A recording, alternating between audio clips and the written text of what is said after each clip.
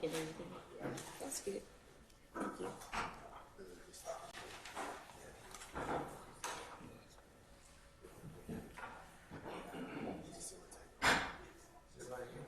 Yes. I can't hear. All your attorneys? Yes. Yes.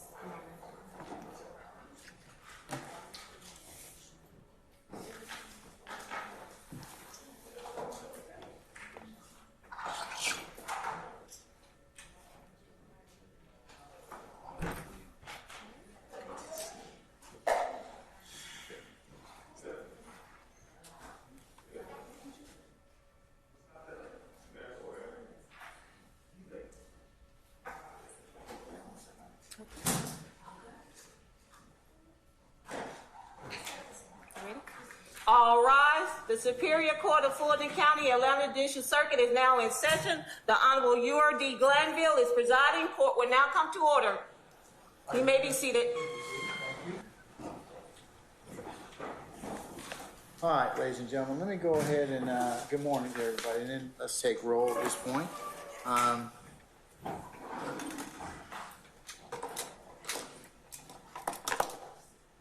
Mr. Beebe and Mr. Partridge. Good morning, gentlemen. Mr. Stillwell and Mr. Botts and Mr. Shark. Good morning, gentlemen. Mr. Williams, Mr. Steele, Mr. Adams. Good morning, gentlemen. All right, Mr. Kendrick and let's see, Miss Hingerty. Good morning, madam. Okay. Mr. Huey and Mr. Matthews Jr. Good morning. Let's see, Mr. Nichols and Mr. Harvey and Mr. Garner and Ms. Westmoreland. Good morning, counsels. All right, and Mr. Dorsey is still on trial with the Honorable Kimberly Esmond Adams. And then satisfy the speedy trial demand. And then Mr. Ryan and Ms. D. Williams. Good morning. Feeling better, madam? Okay, all right. The pitch of your voice is almost returned. All right, okay. Ladies of the state, Ms. Hilton and Ms. Love, good morning. Good morning, Mr. Uhelski and Messrs. Brown and Smith. Good morning, Your Honor. Good morning, gentlemen. And Mr. Randolph, good morning, sir. Good morning, Your Honor. Okay, all right.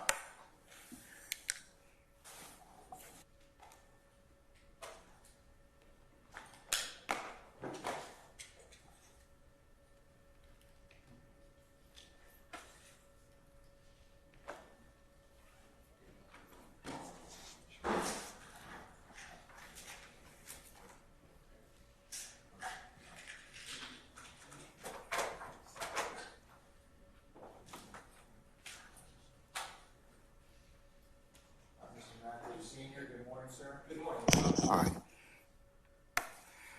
Okay, consistent with our directives for today,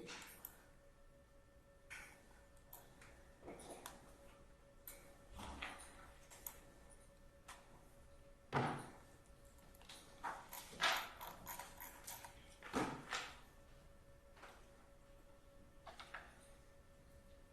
right, Mr. Harvey, are you ready, sir? Yes, sir. Can I make a couple of announcements? Absolutely. I'm going to come to the podium, so Go right ahead, sir. I'll wait for you. hopefully, I hope you won't wait. I won't start without you.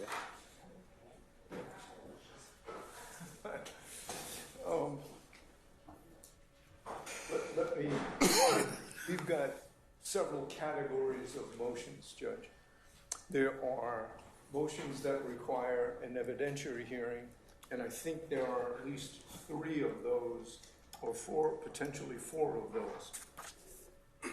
There's motions to suppress the prior convictions, the incidents that are the prior convictions and that are the predicate acts. That's a 2017 case and a 2018 case. And I mentioned yesterday before we left that we may or may not be prepared to go forward this morning because there were body cams and videos that we hadn't had produced.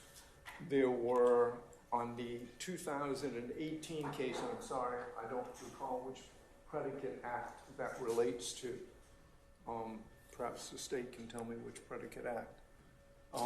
But it is a predicate act, one. We received last night, and promptly after we requested and said, where are they? They made copies for us after hours last night. We received those, but there's at least 19 body cam videos that we received last night. So I'm telling the court, and we talked to the state yesterday, and I'd like to defer the hearing on the motion to suppress physical evidence related to the 2018 case. The 2017 case, we've received nothing, but when we checked the docket, the Superior Court docket, there was, in that case, a certificate of discovery from the state that said, hey, CDs, body cams, here's the CD. Now, obviously, that's a certificate. They don't put the CD itself into, obviously, the public record. But we asked about that yesterday. The state is still, from my understanding, still searching for that. And so we talked to the state yesterday. And because of these issues, the state's in agreement, if it pleases the court, that we can set off those two, if the court allows, those two motions to suppress until we have a chance to review the 2018 body cams and videos and the 2017 body cams and videos or dash cams, if they become available. Can I ask a question? Yes. How long are those videos? And I'm just asking so I can kind of just see how long you might need to prepare. The 19 body cams and videos, I tried to look at those last night. They're not all that long, but I was able to access the video, some of the video portions of it, but not the audio portions of it. The audio portions are obviously get over there, you're under arrest, I'm doing all this to you, which they did to him. But, so I wanted to get access to the 19, and they're from all sorts of different angles. And I want to tell you, just for the record, I don't know about you, when I look at body cam videos, it's like up and down. It makes me like seasick or car sick. I mean, I can look at it for like 20 seconds, and then I'm looking for what they used to have in the airlines, the old barf bags and the seat in front of me. That's what the technical term for those bags. They're called refuge bags Yeah. now. Thank you. Just to bring you up currently, okay? Well, that was back when you could still smoke on an airplane. Remember that? I am old enough to remember that, yes. All right. So I'm asking the court's indulgence. And the state has no opposition with, obviously, the court's approval, but we can get to that. We could probably get to that sometime next week if we're still in the motion process. If Mr. Chata Jimenez is still in front of the Honorable Kimberly Esmond Adams. Yes. State, ladies, what's your thoughts? Same. No objection, Your Honor, to resetting that particular motion until we can provide everything to the side. And that was the basis of our discussion last night. And they diligently looked for they got me those 19 videos, last night. So I know they're on it, and their staff is on it. Okay, I tell you what, how many witnesses are we talking about, or do you think that, how long Well, I don't know because I don't control that. Yeah, I know, state, I'm asking the state. Oh, okay, I'm sorry. Yeah. Your Honor, we put in a request yesterday for the videos. We're trying to see if the videos are not archived. So we are looking to see if they are in archives. So we made a request this morning to see if they're in our archives, as well as reaching back out to the Atlanta Police Department. So we're hoping within the next week or so, we should know. Well, and that's great.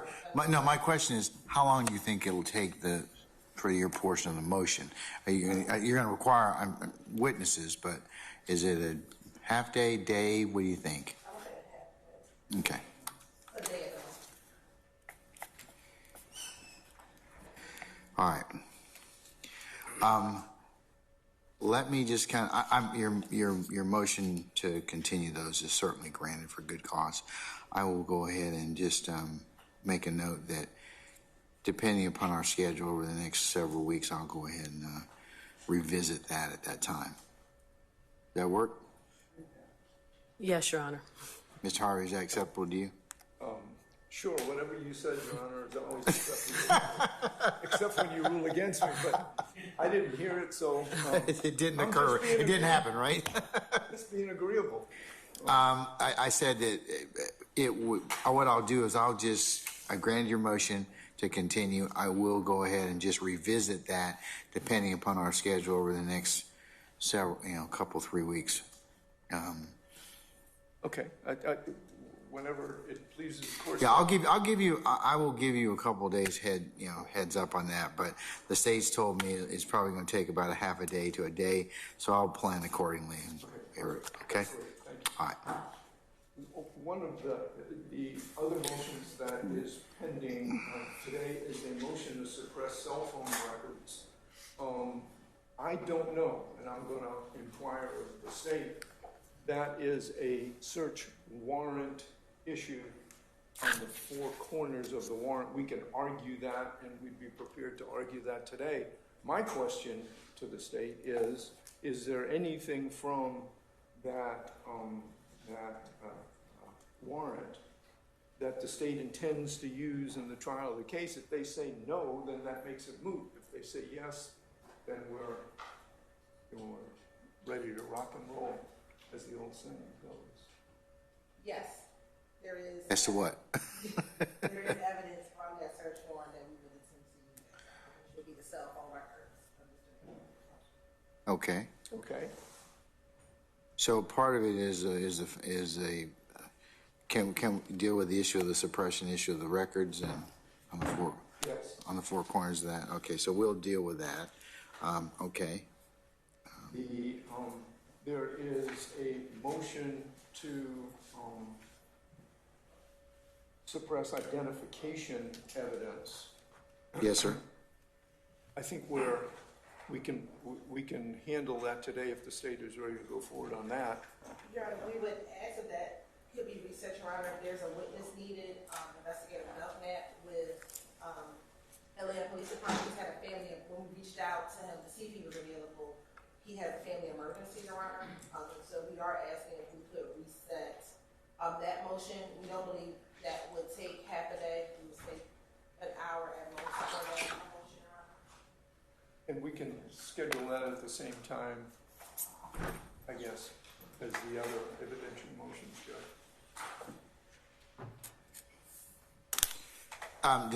Do we know how long Investigator Belknap will be out on emergency leave? When's he become available again is what I'm asking. Your Honor, we'll find out. I'm not sure. Okay, all right. So I'll defer that one as well. Okay, what else do you have? Judge, we have the motion to suppress the evidence gathered during the stop, which we talked about yesterday, of Mr. Jackson and Mr. Nichols. I don't know who the state might call on that, but I guess we can go forward on that one. There'll be another one, Your Honor. Again, we did try to reach out to all of our witnesses. That's about 4, potentially 5 witnesses, Your Honor, to have them available. 2 are on vacation, previous leave, prior to us being able to reach out to them. We do believe that motion would take about probably half a day, Your Honor, given that we have 4 to 5 witnesses in that case. So we would ask for that when the discussion is set, so we can make sure all of our witnesses are available.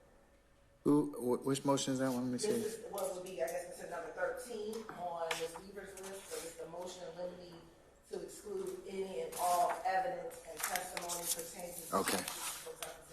And that's also the motion, Your Honor, that Mr. Stillwell has a related motion regarding that same evidence. Yes, it's the same stop, so there's no point in doing it twice, and there's no point in arguing it twice. We're gonna argue some of the peripheral matters, but we need to do that after we hear the evidentiary portion. Judge, listen, with the state's announcement, the only thing it seems to me is the issue on the motion to suppress the cell phone records. And I think that can be done on the four corners. If you want to do that today, or the first thing, we're going to do all of these motions. You know, Miss Westmoreland is ready to handle that, man. She's here. She said, boy, you know, I want. That's why she's obviously standing next to you, right? Yeah, I know. I want to get up there. I want to tell Judge Glanville why we're right. Isn't that what you said this morning? No. Maybe you should take the fifth. Yeah. Okay. Well, can you ladies, that is Ms. Hilton and Ms. Love, tell me when your witnesses for that motion will be available? The motion to exclude any and all evidence that is related to Mr. Stillwell as well.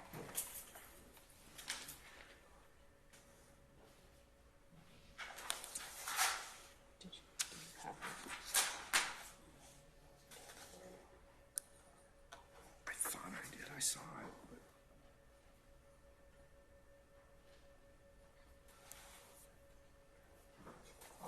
Your Honor, we believe that we can have all the witnesses available next week sometime.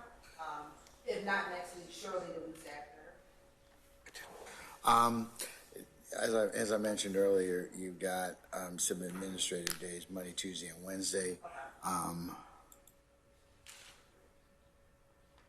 We'll be back in pocket on that Thursday, the 31st, and Friday, the 1st.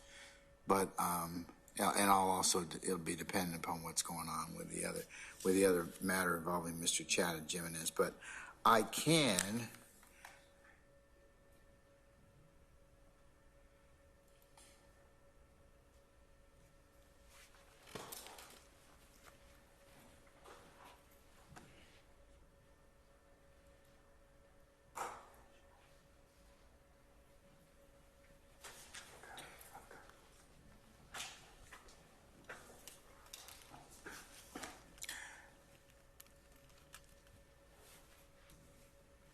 just want to defer everything. I tell you what, let me do the, go ahead, are you all gonna chat? Let me just go ahead. I was just going to say, you want to just defer everything, that way we can handle it in one solid block, and you can rule for us on everything at one time? I don't know if it's going to go that way. However, we have no objection to doing that, Your Honor. Here's what I'd like to do, because, you know, this takes a little bit longer than expected. Let me inquire again on the 31st of August, okay? And then let's just see where we are.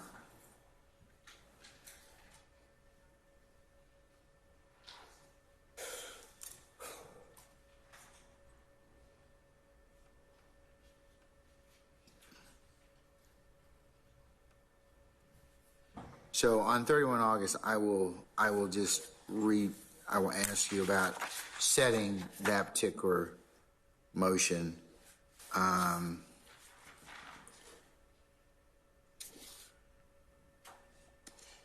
you know, given your proffer that the witness is available maybe the first week of September, we could potentially do it at that point in time. So we'll kind of circle back to that at that time.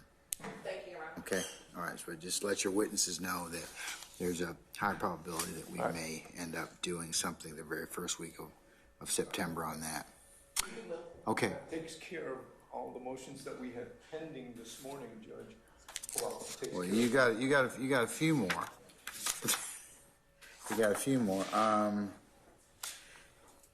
Well, I think some of them dovetail. For example, the the motion for a James hearing, for Yes. example, we asked about that. Yeah, I was gonna ask you about that. Is I think that we have on our notes that you all are supposed to identify which statements are going to be challenging first.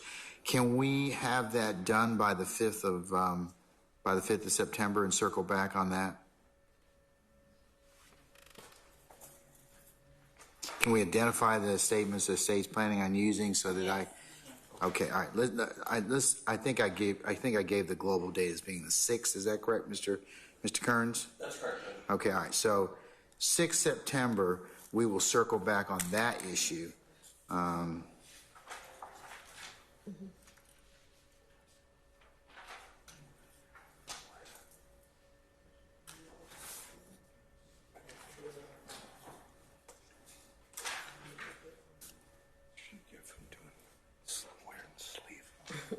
right, so I'll set a time.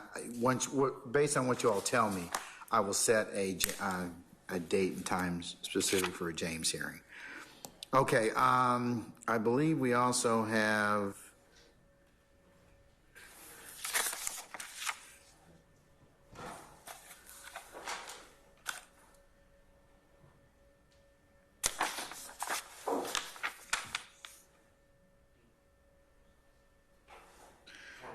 I think you've got a motion in limine to limit the use of photographs relevant, non-presidential, I guess, and non-duplicative evidence.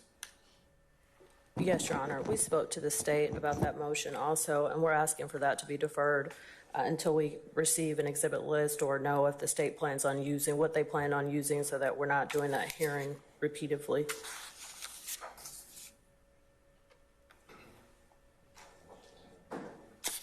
Okay.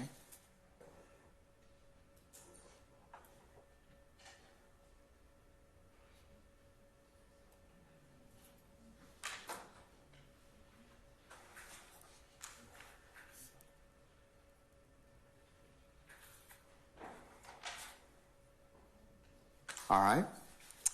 I also have a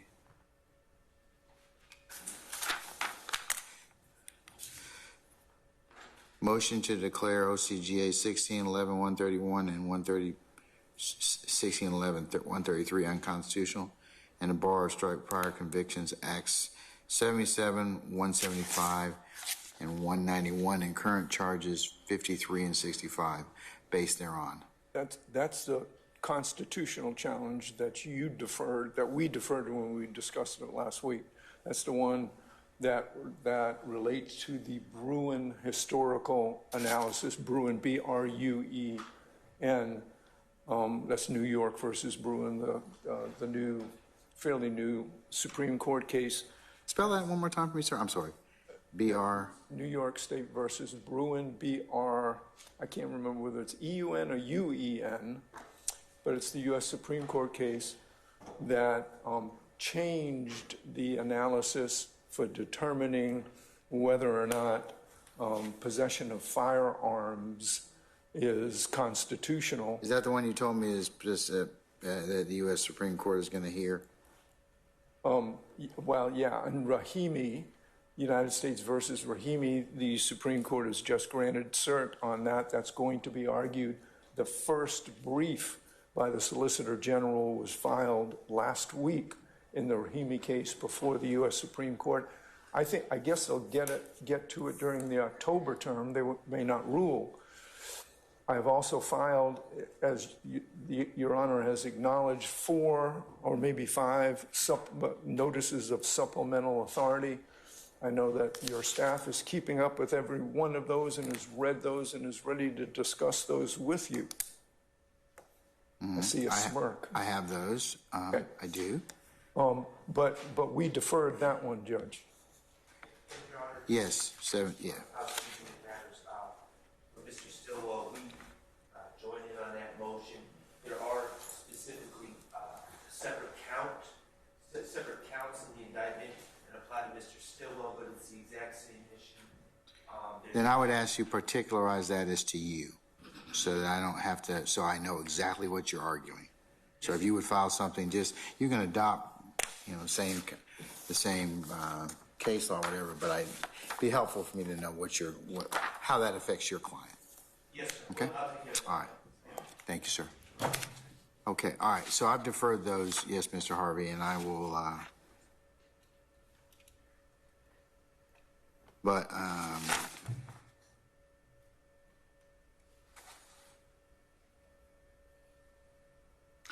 probably do, since it's probable that this case will probably start before those two cases are heard and resolved by the Supreme Court. Yes. Should I just, I do need to plan on at least making a ruling on that issue. Sure. There are collateral parts to that. I made the motion. One of the supplemental motions was based, or supplemental authorities was based on a case in which the court asked for, that court that was dealing with the issue, asked for expert historical testimony. And I've asked the court about appointing an expert with regard to the historical analysis because we are not historians, number one. I think that motion, Judge, is going to take, well, I need to probably have an ex parte talk with you about the appointment of an expert, number one. Number two, I think it's going to take a little bit long. It's going to take a while. All right.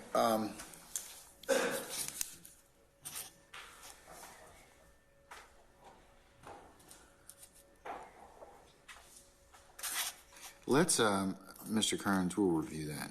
We can discuss that with the parties. Okay. All right. So let me take a look at that, your third notice, and that's specifically a supplemental authority and motion for me to appoint expert historians. So I'll take a look at it and we can talk about it. And as well as your fourth notice. Actually, your second, third, and fourth notice all pertain to the appointment of an expert in other relief. Yes. Yes, Okay. Judge. All right. We'll take a look at those. Okay. And can we 18 through 21. When we circle back on, I think you said on the 31st. I'm sorry. As to when? On the 31st, with regard to availability of witness, when the 31st? I'll be happy to hear from the court then, or obviously I'm happy to hear from you anytime. But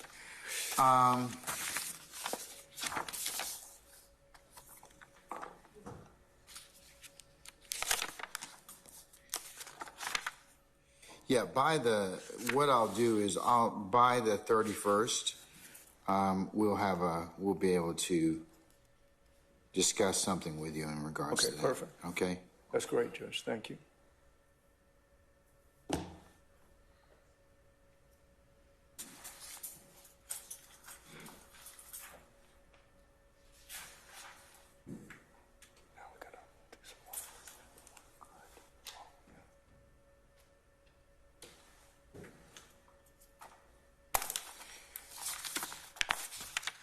All right. Pinch my feet.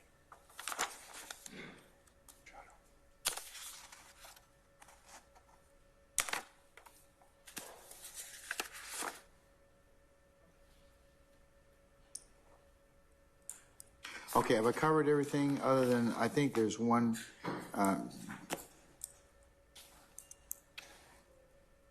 Ms. Harvey and Ms. Westmoreland, have I covered everything thus far? I mean, I know we're going to argue the motion to suppress the cell phone records today, but is there anything else that we can do today or anything else I've missed that's still pending?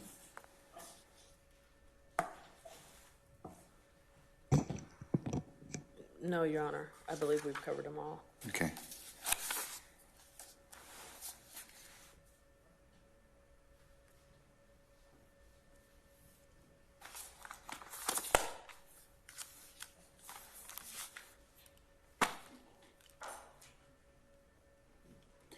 Okay, all right, well then,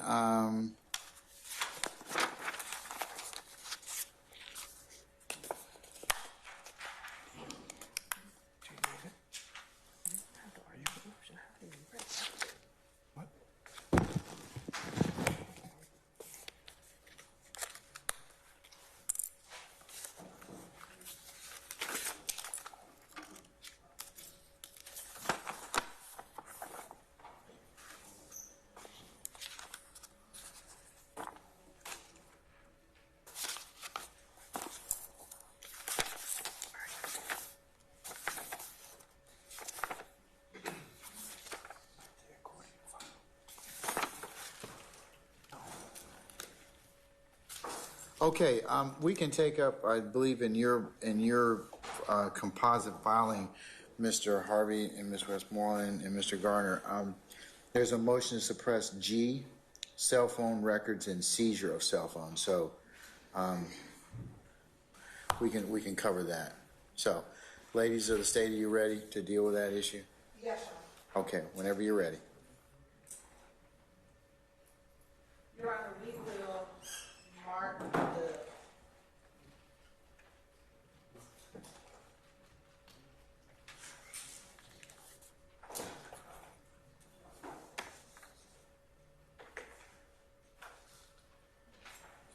Your Honor, Commissioner Approach, Yes.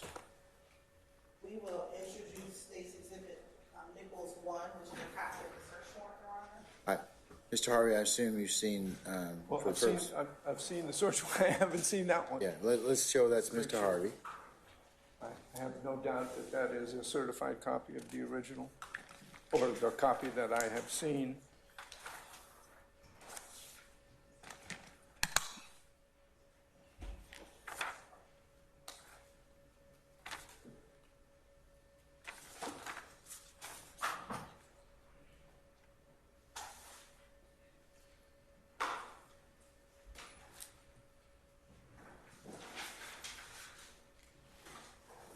For the purposes of this hearing, I have no objection to State's Exhibit 1. All right, States one's admitted for purposes of the motion.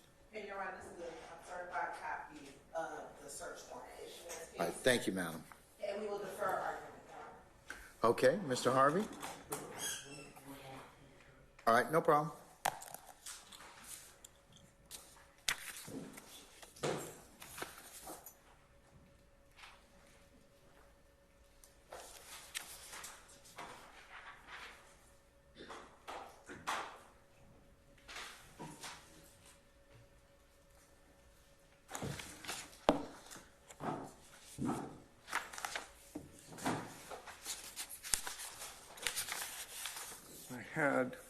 I need to get one more file. Oh, okay.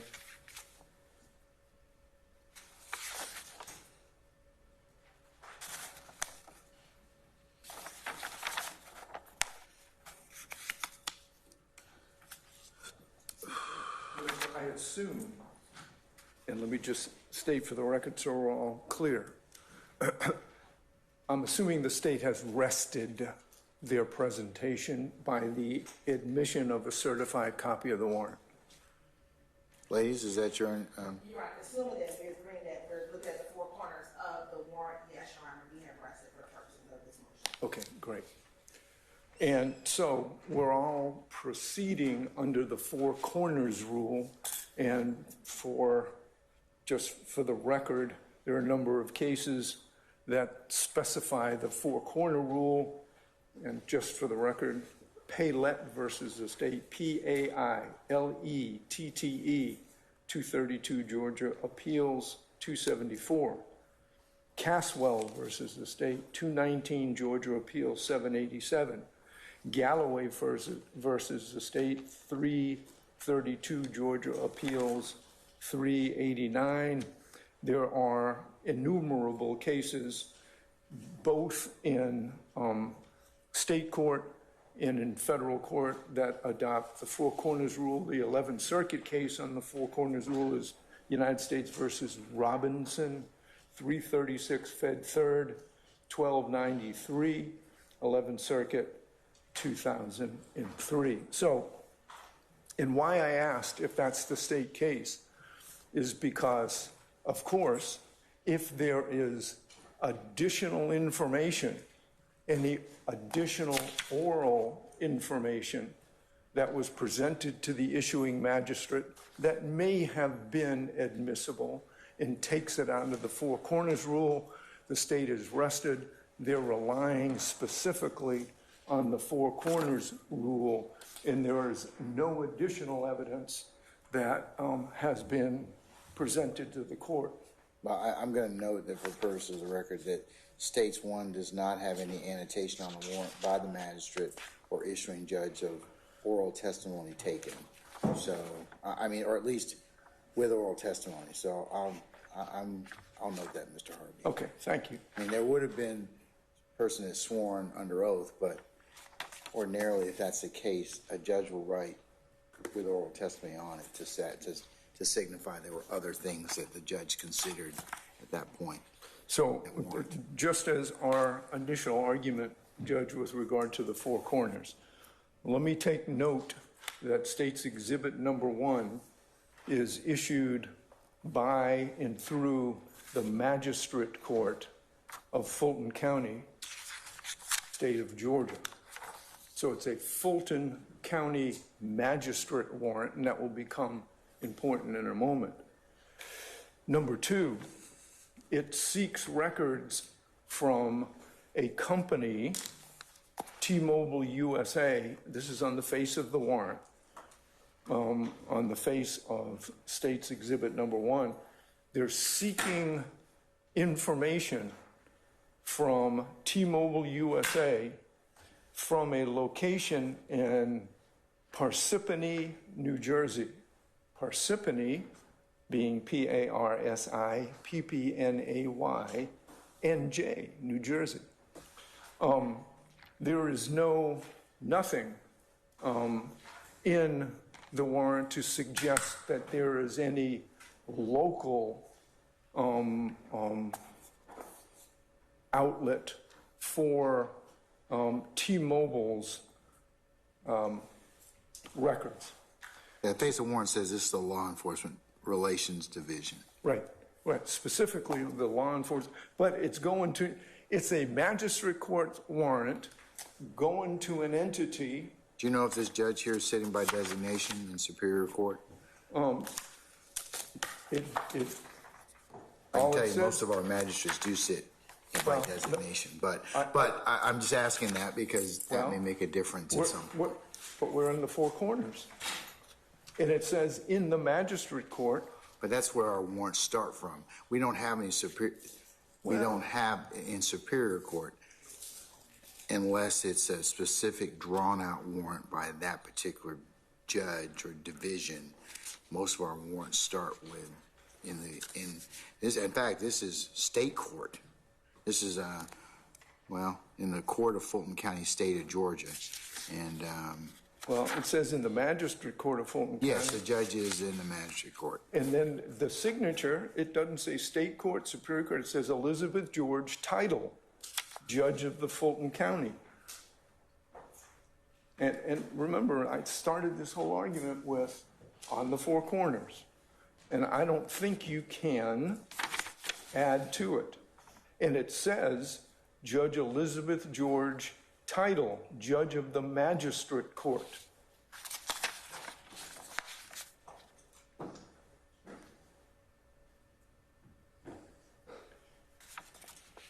Number 1. All right. All right.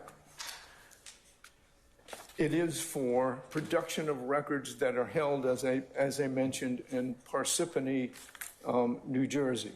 Number 3 on the face of the warrant, it says, which is name the law being violated. That is 1651 murder. Nothing else. And let me just start here.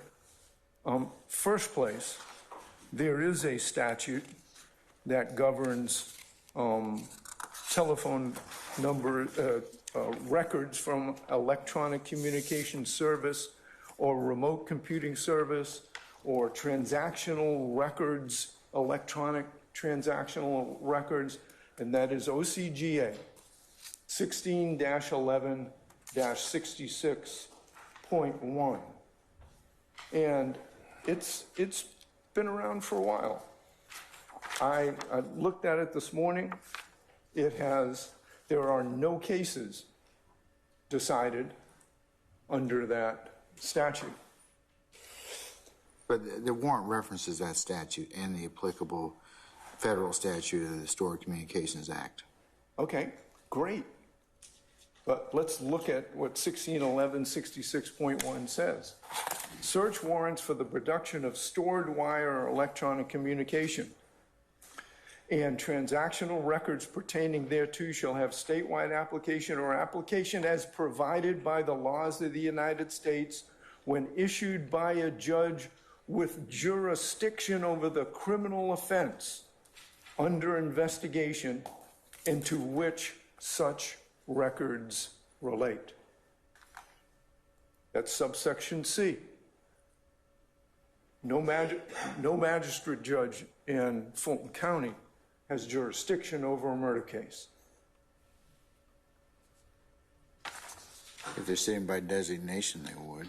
Unless there's other, That's outside. unless there's, but that's something that's within the breast of the court that I know about, that the court knows about. No, you can't.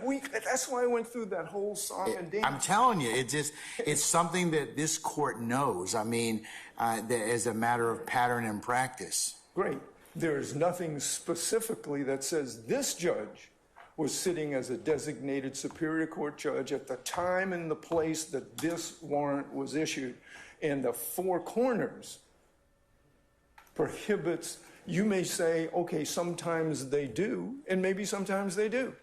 Well, I can pull the order and just whether or not there's an order that's on the court's, that's within the court's docket that everyone that I have access to, that I can determine whether or not an order was filed for this particular judge for this particular term.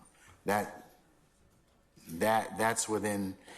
I can take judicial notice of the things that are within the breast of my court. So, if you're going to do that, then I'm going to ask for additional time to do the same research with regard to. And I'm not saying you can or can't do it.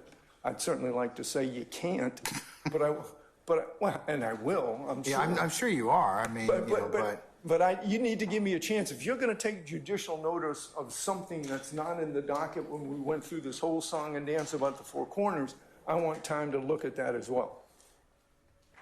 In Your Honor, what the state would ask, the motion as filed is not particularized in this manner in which Mr. Harvey is arguing.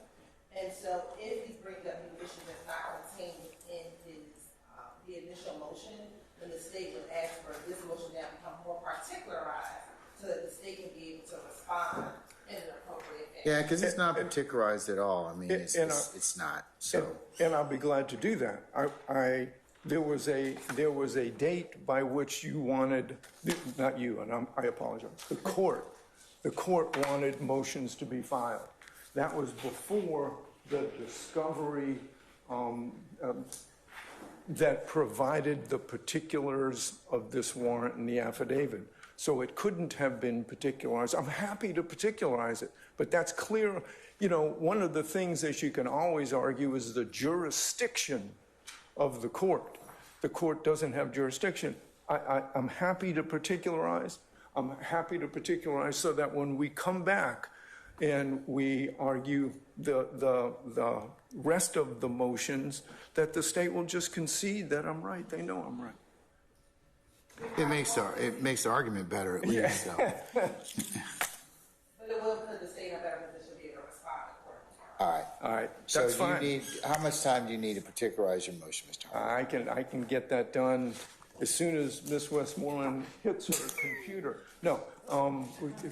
By this afternoon, maybe? No. How about Monday morning? Is that okay? Yes. That's fine. All right. So Monday. And thanks, Judge. And come on. By the 28th? Okay, all right. I'll just make a note of that. All right.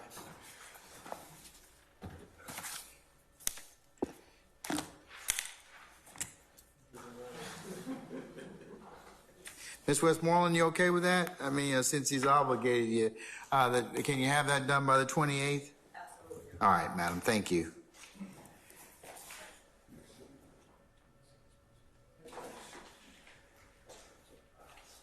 All right.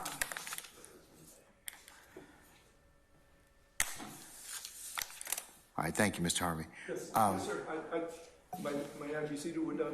Oh, absolutely, absolutely. You can be seated. That's right. Mr. Steele and Ms. Hilton, can I see you for a second?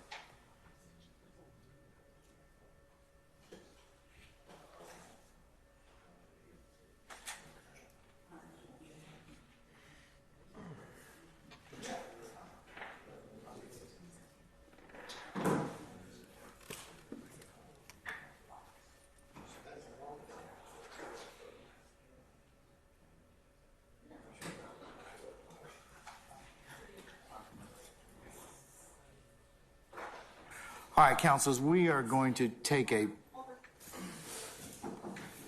Okay, I'm sorry. All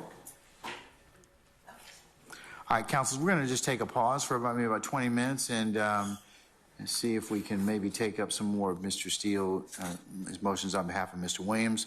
So we're going to do that, and then I'll let you know about lunch, and then we can proceed and maybe take a couple hours to take care of some more of those motions.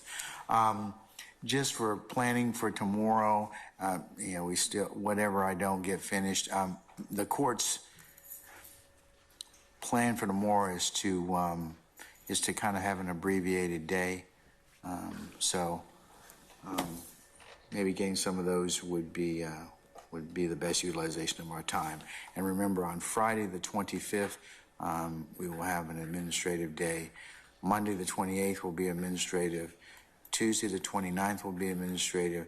And Wednesday, August the 30th, will be administrative. We will pick up again on the, I haven't given you all but the schedule, but it'll be on the 31st and the 1st, depending upon what's going on with our other related matter in front of the Honorable Kimberly Esmond Adams. So take 20 minutes and then we'll come back and see where we are at that point in time.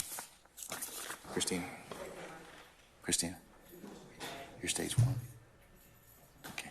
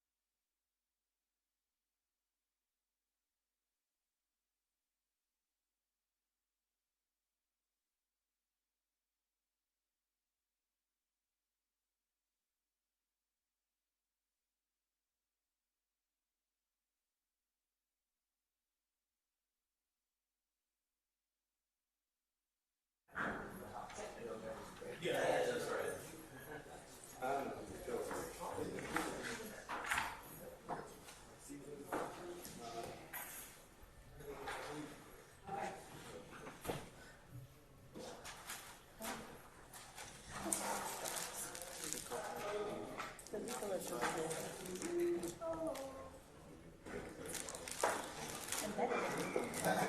have my hot tea, so I'm good now.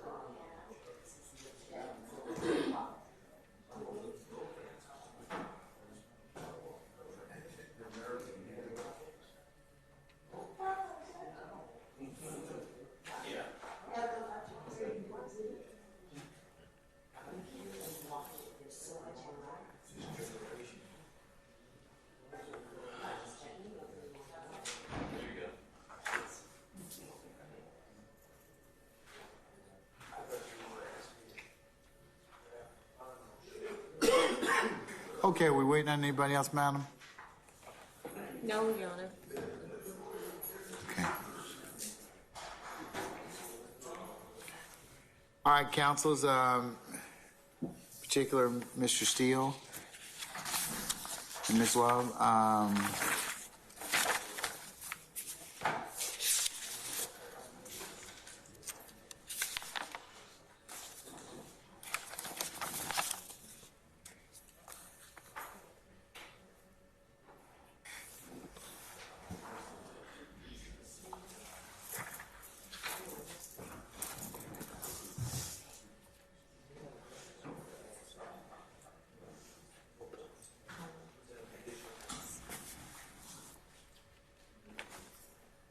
All right, Mr. Steele, I believe that we left off from our last session of court with supplemental to motion for discovery number 6 filed on 3/15 of 2023.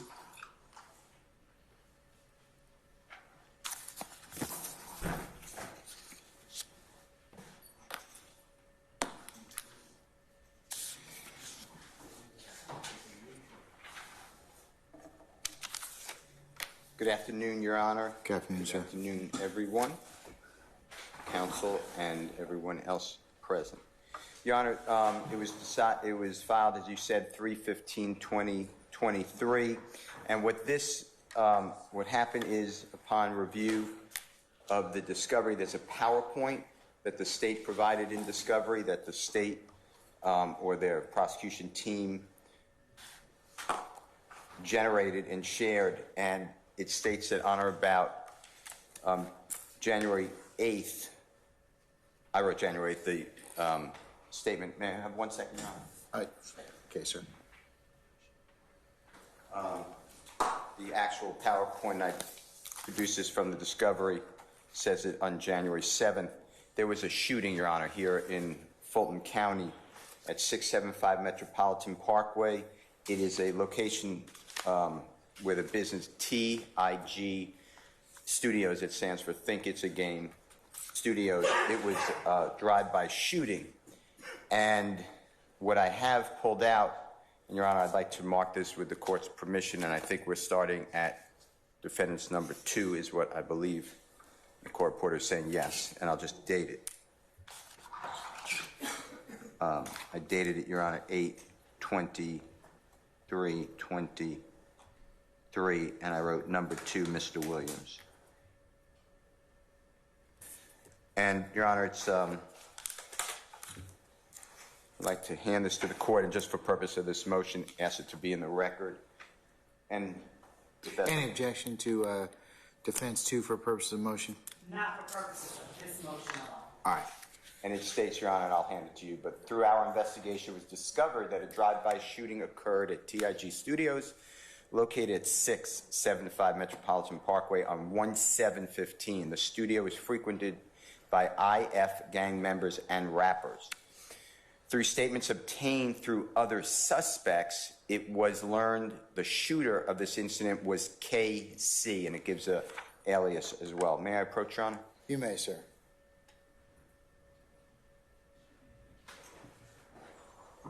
And Your Honor, that's very important to our case, as the court is potentially aware. KC has been discussed several times as a critical witness in this case. This is alleged to be part of this this retaliation type information that's going on, according to the indictment, between persons who are charged and on trial, and persons who are charged and not on trial, and KC has been alerted as a prosecution witness, and this would be Brady evidence, Your Honor, and it's my understanding that KC was never charged with that crime, so that would be potential Brady evidence, Your Honor. We'd like any type of information, and especially I'd like the witnesses to back up the statement on there that suspects have identified KC as the shooter. That's the motion. Well, D2 is admitted for purposes of your inquiry and motion. So what's the state's position on that? Is that part of your discovery that's already been given? Or? So yes, it's our position that we turned over as part of discovery the interviews with witnesses that may have implied or alluded to Casey having been the one that did that. I reached out as I was speaking to Mr. Steele during the break, and he made clear what it was that he was seeking. I reached out to the detective that produced the document that Mr. Steele proffered just now, and his response to me was that it was through interviews with KC and another defendant in this case, that they determined who did it. But my last question to him, I texted just as Mr. Steele was up talking, which is, did anyone explicitly say he did it? Because our position is that the reason that KC was never arrested for that was that they never had anyone who said that they saw him do that. We never had that type of evidence in this case. All right, so, and has that been answered in the negative as from your inquiry from the detective?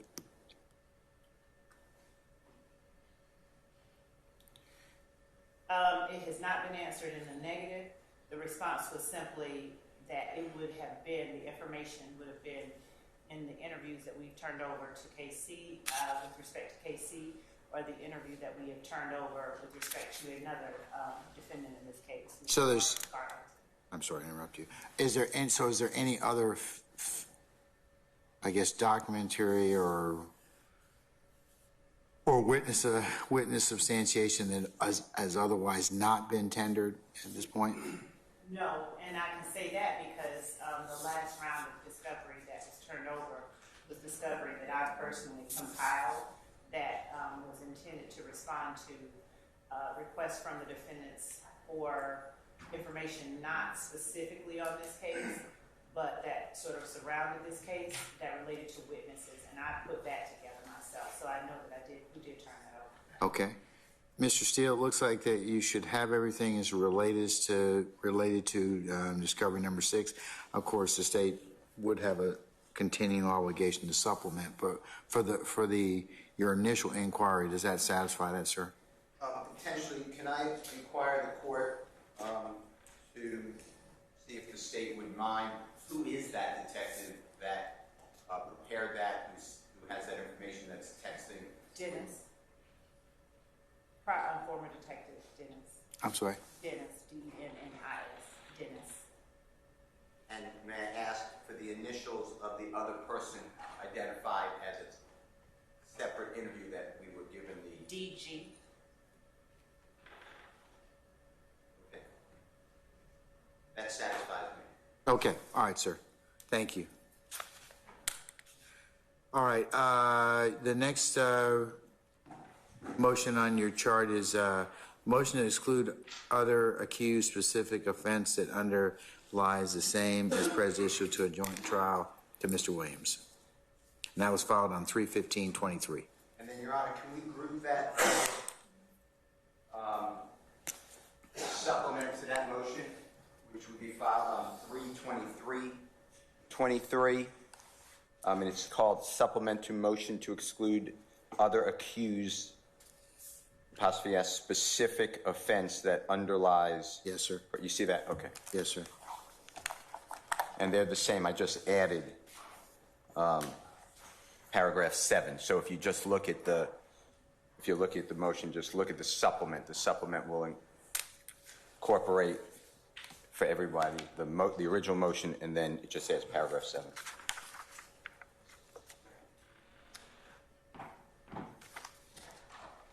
Okay. All right, sir. Your Honor, with respect to that particular motion, we would ask to be allowed to argue that on the 6th or whatever other date the court designates, rather than today. We need additional time that the court will permit us for that one and the supplement that Mr. Steele just alluded to.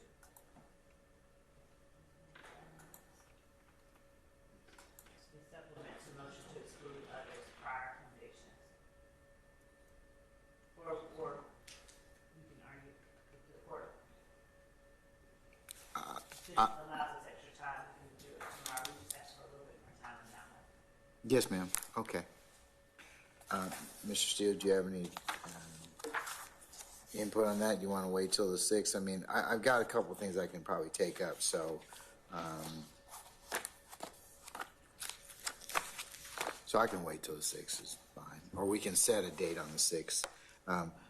Let's see if we can, well, let me see right now. Let's see what the 6th is looking like. You know, Your Honor, if it helps the state, if they need more time, I could make my argument now. They can reserve if they need more time. I'm not trying, you could have all the time you want. If the court permits us additional time, I would prefer prefer That's that fine. we have both arguments on the same day. Yeah. I'm tracking a lot of stuff, so let's just, let's just Okay. keep it simpler to keep it together. All right, can I just have a moment then? Sure, absolutely, absolutely, sir. So we're deferring this till the 6th around. Yes. Or you'll give us the date. Yes, sir. Okay. I'll be right back. Yes, sir.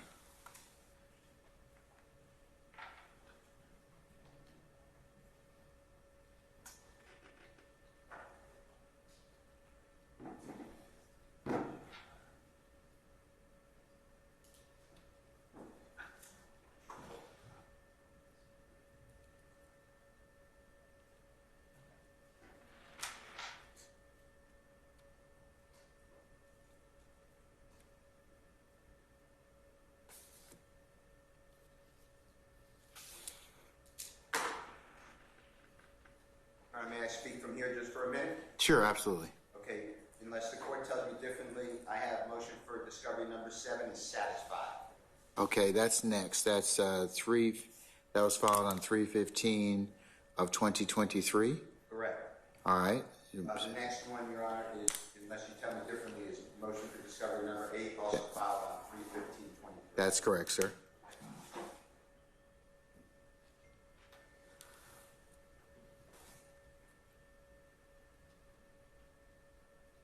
Your Honor, I've spoken with the Honorable Ms. Love during the break, and this motion that Mr. Williams filed requests a video, maybe audio, but I believe video, that we pulled out of the discovery. Detective Dennis, former Detective Dennis from the City of Atlanta Police Department, or other members, I don't want to limit it to him, they possess a video, I believe, on January 6, 2015, Club Crucial, which is CRUCIAL. January 6th of what day? I'm sorry? 2015. Okay. Involving KC flashing money and fighting. And I don't have that now. Now, I was told that this was given, and Prosecutor Smith is always, as I told the court several times in his absence, always nothing but wonderful to deal with and teaching. I was told that this was in, God bless you, I was told this was in Discovery 12. I don't believe I have it. I've been through Discovery 12, which is the last discovery load, which we had maybe a month ago, 3 weeks ago, something like that. I don't believe I have it. If the state says it is in there, if they could just point me to it again. Prosecutor Smith is shaking his head yes. That would be great. And if it's not in there, that's great, and I'd like to have it. So that's the whole motion. I think Mr. Smith, do you think you could provide, or Ms. Love, do you think you could provide that and, or at least point to that, and I could just make sure it's satisfied on this, either next, well, by the 6th? Your Honor, I want to be clear. We did, in fact, Mr. Steele is absolutely correct. We spoke about that video during the break. What I said was that I believe we have video of a fight at Club Crucial. I am not certain that it was the January 6th fight. And actually, more specifically, I said we have video of the person to whom he was referring in the motion flashing money at a club and sort of a disruption happening shortly thereafter. But I cannot say with certainty that it is the January 6th incident. And whichever one it is, one, we will make sure that we point to it and direct Mr. Steele's attention to it. And two, if it is in fact the case that it is not January the 6th, then we don't have the January the 6th. Okay, so can we look and then clarify if necessary, and I just get a status or satisfaction statement on the 6th? Yes, absolutely. Okay, all right. Okay, all right. What's that? Can I just ask for clarification? Did you file the motion? Well, no. Why are you asking for clarification on something you didn't file? Well, because I knew Mr. Steele had filed it. What does he want to ask a clarification on? Is the state saying that it is in Discovery 12? What I'm saying is that I believe that there is a video of Steele is referring. At Club Crucial, flashing money. But I cannot state with certainty it is on January the 6th. No, I get all that. But you're saying that video is in Discovery 12? The video of the flashing of Right. money, it's been served in Discovery. I Okay. don't know if that was Mr. Smith saying it was in 12 Okay. versus something previous, but to the extent that it wasn't given before 12, it's in 12 now if it wasn't given before 12. Thank you, Judge. You're welcome, sir. All right, motion limiting number 4, Mr. Steele. Yes, sir.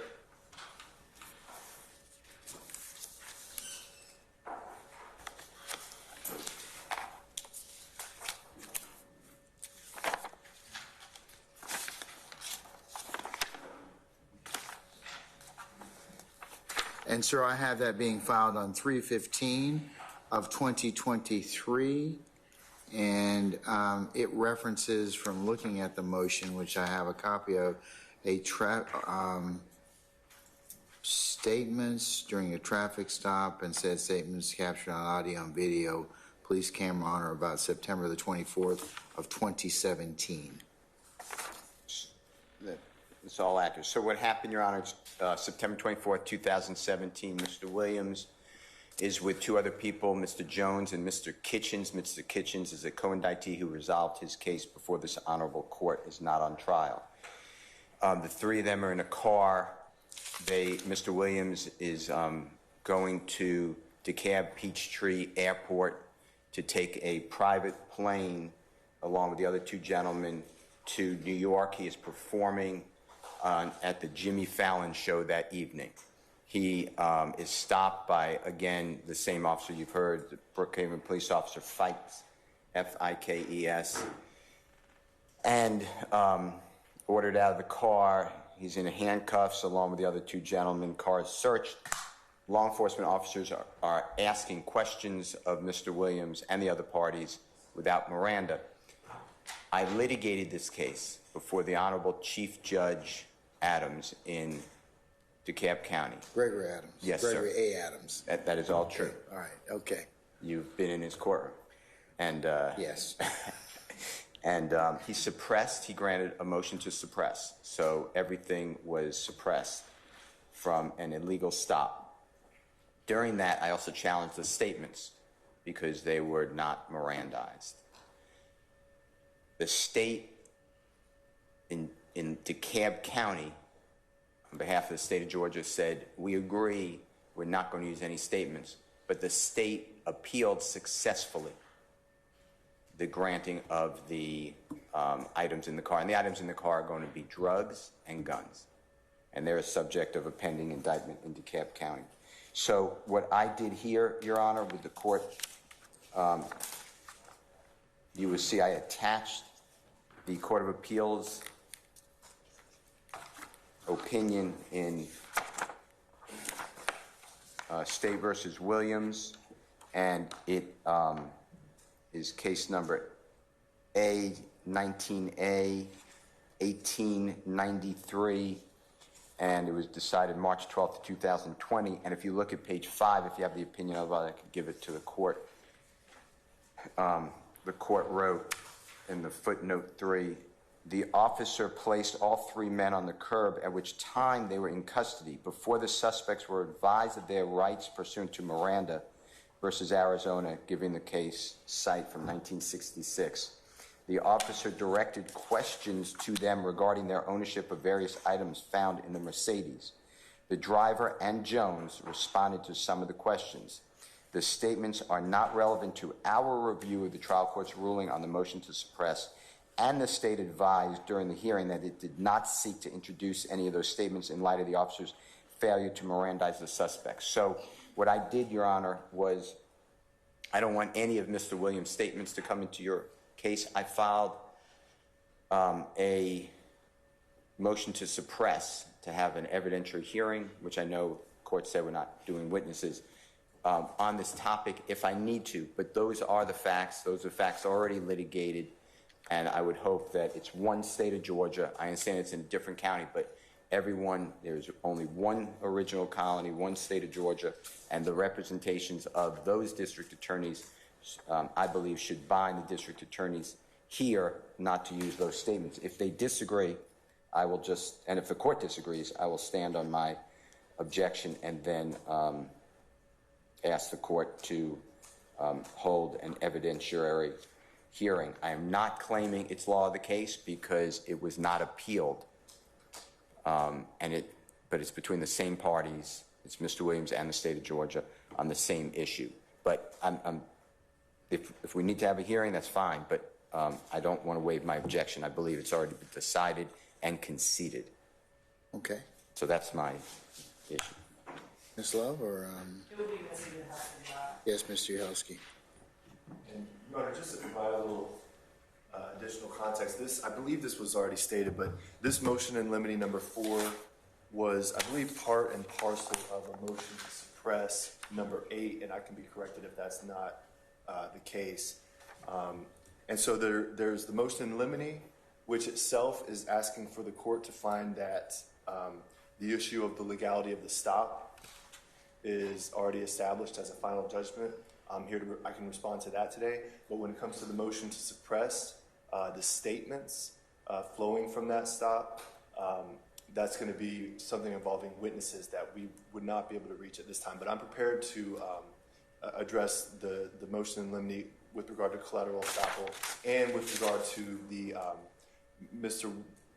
Steele's belief that the statements at the motion to suppress hearing by the prosecutors somehow prevent us from presenting Your Honor with these statements. One of my colleagues from DeKalb has already decided that issue, so why would I want to relitigate it? Exactly. I mean,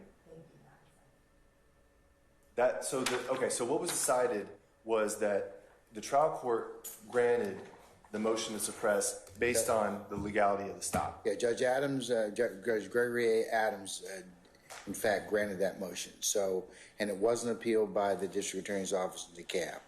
It was appealed, Your Honor. It was not appealed. It was not appealed. That's what Mr. Steele has in his motion. Well, Okay, but they did, in fact, but the suppression of the statements were conceded by the DeKalb County District Attorney's Office in an unreported opinion. That's the one that Mr. Steele just mentioned. So they must appeal something. Mr. Steele, what did DeKalb appeal? So I lost the Honorable Gregory A. Adams granted the motion to suppress the stop of the car. That got rid of the guns and the drugs. That was appealed. The prosecution conceded and did not appeal the Miranda issue on statements. That's what's in footnote 3 of the Court of Appeals opinion that I attached. The Court of Appeals agree with Judge Adams or reverse him? I lost. You lost. Okay, so they were able to use those particular instrumentalities. But not the statements. Not the statements. Okay, so I'm just challenging the statements. I'm not challenging the drugs. you're not challenging the drugs or guns. Because I believe it's law of the case. It's the same. I would agree. I would agree. So,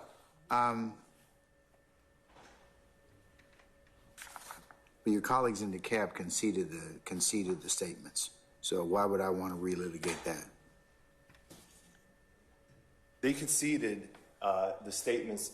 If you look at the transcript of the motion to suppress, which we're going to attach as an exhibit to the response to that motion to suppress, you're going to see, Your Honor, that they did agree that the statements prior to being Mirandized, they would not seek to introduce them.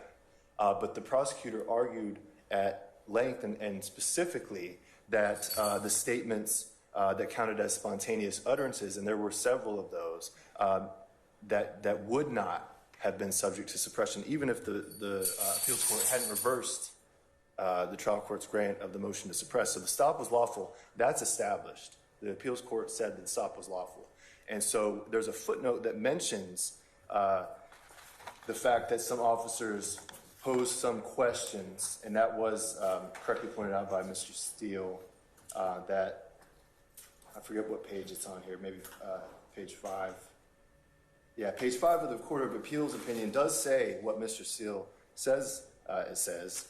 But I'll note that it says the officer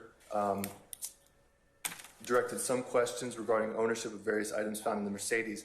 Of note, it says the driver and Jones responded to some of the questions. The driver was not Mr. Williams.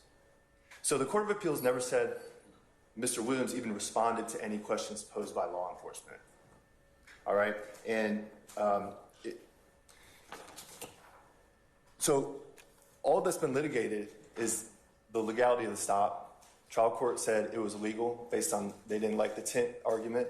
Appeals court said no, tint argument works. We're reversing the trial court, and that's still pending. And so the legality of the stop is already established, and res judicata applies, just not in the way that Mr. Williams is arguing in this particular motion.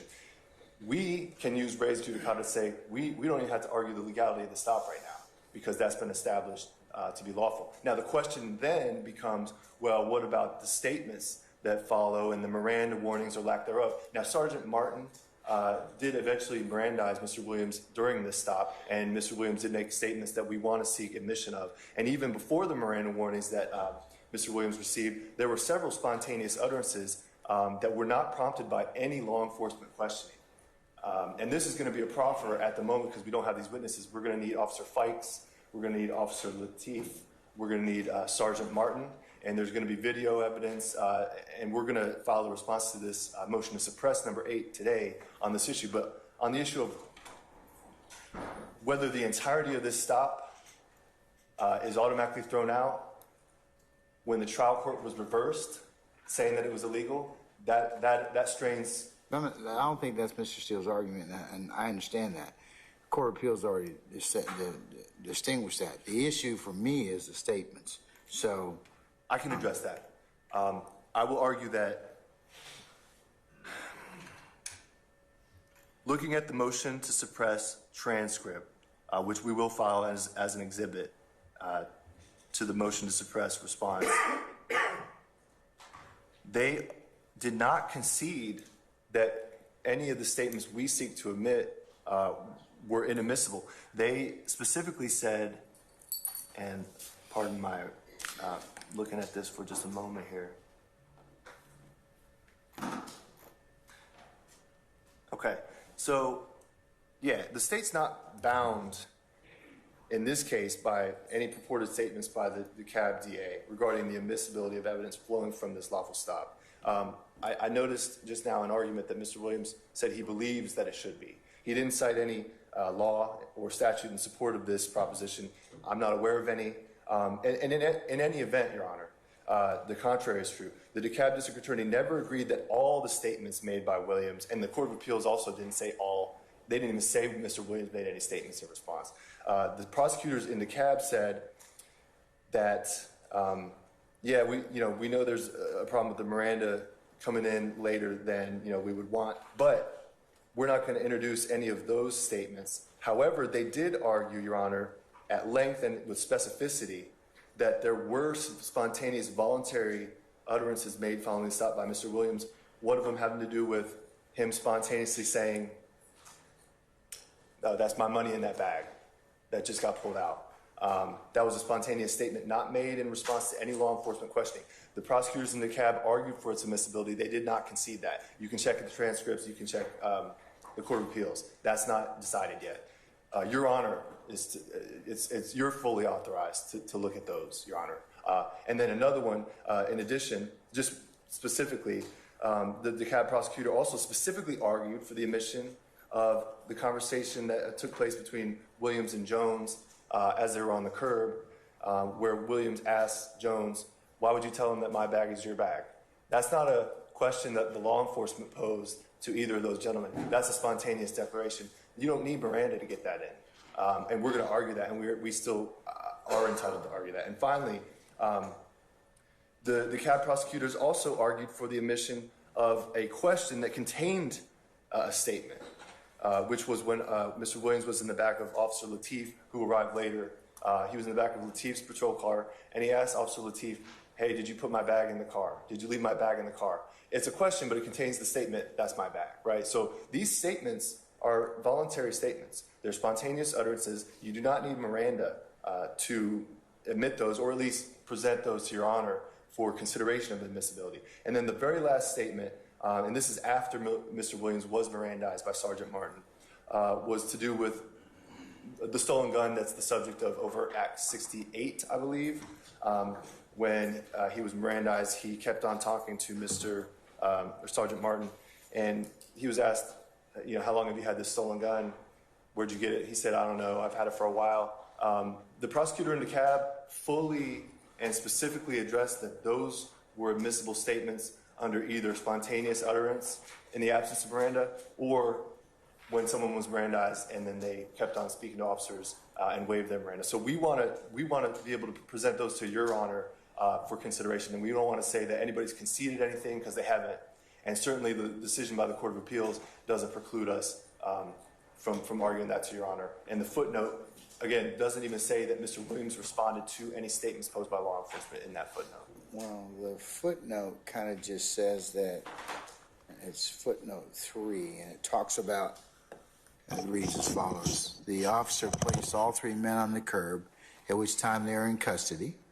Before the suspects were advised of their rights pursuant to Miranda versus Arizona, citation 384 U.S. 436, 1966, the officer directed questions to them regarding their ownership of the various items found in the Mercedes.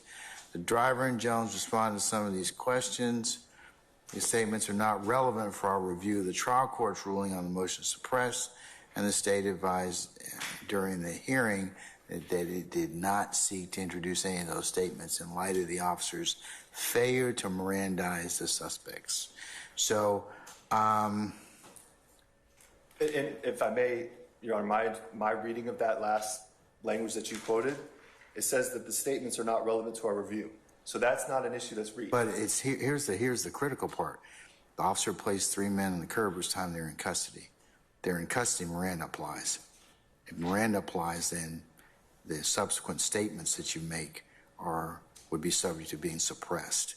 And that's a footnote that's in the Court of Appeals decision, this particular circumstance. I don't know how you get around that. Your Honor, if I may, with the court's indulgence, having listened to the body camera and watched the body camera footage of the arrest, I'm going to encapsulate what Mr. Uhelski just said to the court. The matter of the defendant's spontaneous utterances, which utterances are not statements. When did they occur? Did they occur before the time period of the custodial determination, or after? The defendant was placed in custody, and as with any defendant who has been detained, if they say things that are not in response to a question to them, anywhere in the universe, if nobody is talking to them and they spontaneously shout something akin to, I shot him, but he shot at me first, without being asked any questions, even though they are handcuffed and in custody, those statements that they make are spontaneous utterances, which are not statements that are subject to Miranda. They were not being asked any questions. At the time that Mr. Williams made the statements that he made specifically, they were talking to another of the persons on scene. They were actually asking, or another person on scene had said that that was his bag that they were looking at. So their focus was on the other person on scene. And as Mr. Williams sat a few feet away on the curb from the officer who was asking the other person, the other detainee questions, Mr. Williams inserted himself into that conversation and said, that's my money. And then asked that same person later on, why'd you tell them that that was yours? So he's not even talking, one, in response to anything being asked of him, and two, he's not even talking to the officers at the time that he is speaking to the person on scene that claimed the bag. So the point of the argument that the state has right now is that the spontaneous utterances made by Defendant Williams after he was placed in custody or detained, they are not subject to suppression because of any violation of Miranda, because they were not statements made in response to any law enforcement inquiry after he had been placed in custody. And therefore, that matter was never reached by any court. The trial court suppressed the stop. So the trial court never even addressed the prosecutor's arguments that I these were spontaneous utterances. These come in regardless. They're not statements made in violation of Miranda. You're not seeking to use those. You're seeking to use statements against interest. Statements against interest that were spontaneously made, not in How many of response those to are any there? Have you parsed those out? There are at least two, and Mr. Uhelski has identified the main two, the comment that that's my money in the bag, and the comment to the person on scene that why did you tell them that that was your bag? So those are the two. Okay. All right. Mr. Steele? Well, how would you respond to that in terms of, I see I've pulled up the unofficial opinion of State versus Williams that you have cited in A1893. That's where I've gotten this information from. But it seems like the state's seeking to introduce statements against interest, or spontaneous utterances, I should say. Yes, sir. Those two statements in particular, because it appeared to me from the opinion that the Court of Appeals is indicating that custody did occur, and that but they said that those statements were not relevant to their review of the trial court's ruling on the motion to suppress. Exactly what you told me earlier. Yeah. I don't think it's much different than what I said. Can I just have 1 second? Yes, sir.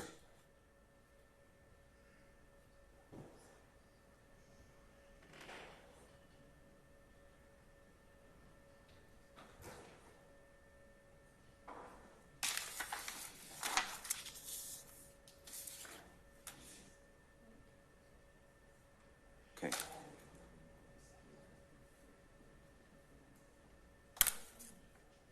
So, I think we're saying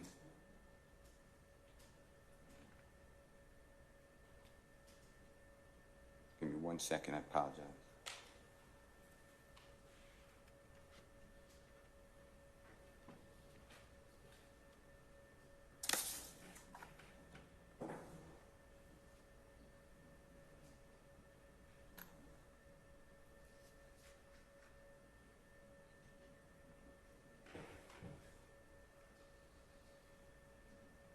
Okay.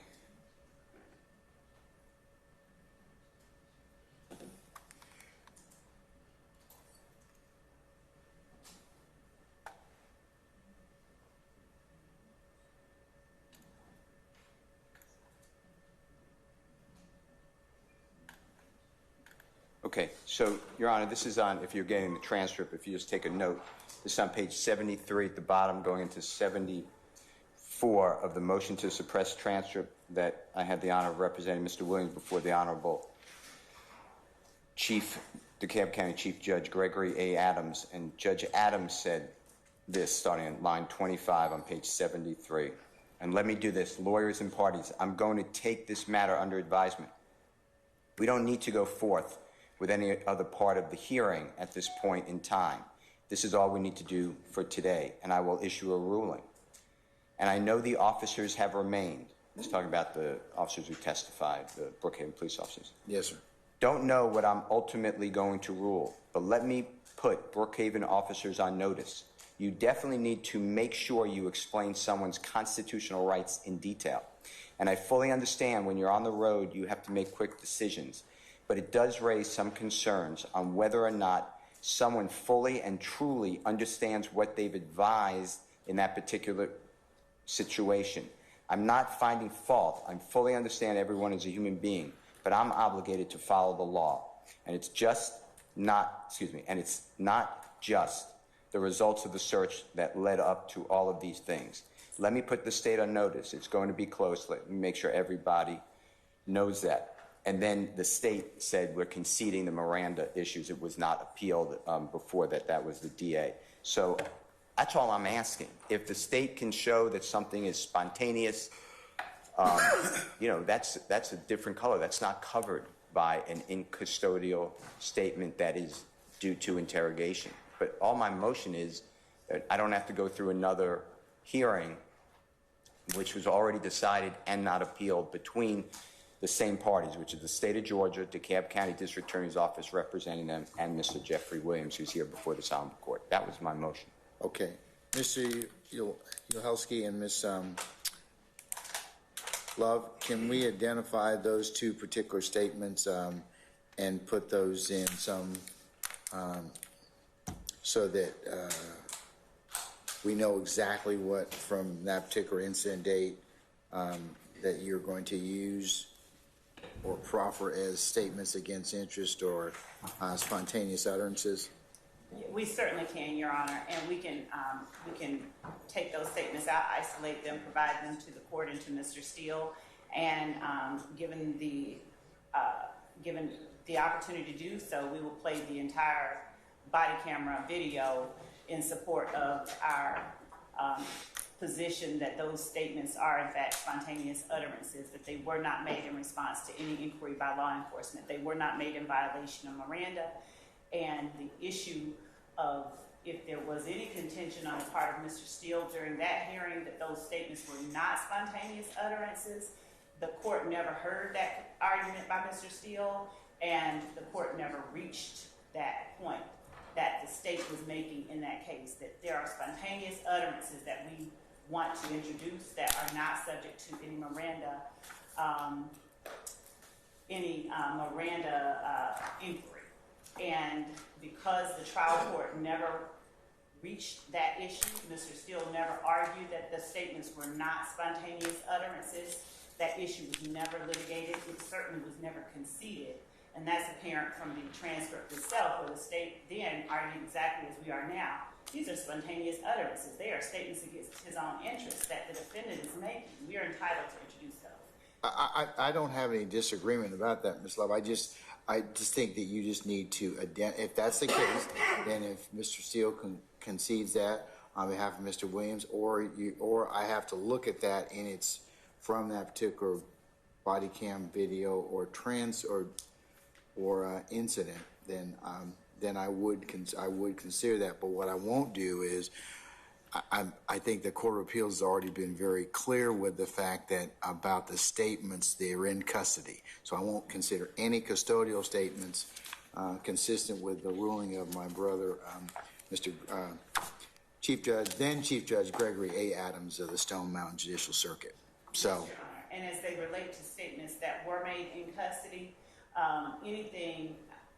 any response to an inquiry by a law enforcement officer that was made prior to the defendant being Mirandized, we too would be of the opinion that without some other avenue for getting it in. And I would advise you to accordingly, as advocates, to advise your witnesses accordingly.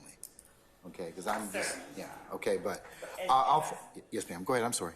I was simply going to say that as I stand here today, I can state with almost 100% certainty that there are no statements that were made in response to any inquiry by any law enforcement officer prior to Mr. Williams being Mirandized that we are trying to introduce as evidence. Okay, let's just make sure that we are very clear with our witnesses, that because I would hate for your witness to testify and then not get into something that I clearly is not appropriate. Okay, so just make sure that you are clear with your witnesses in terms of, okay, these statements don't come in.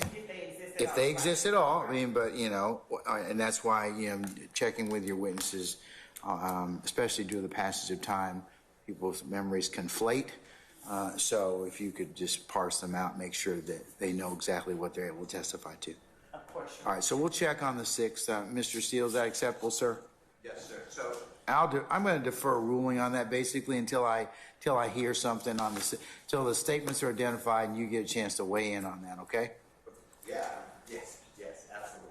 Okay. All right.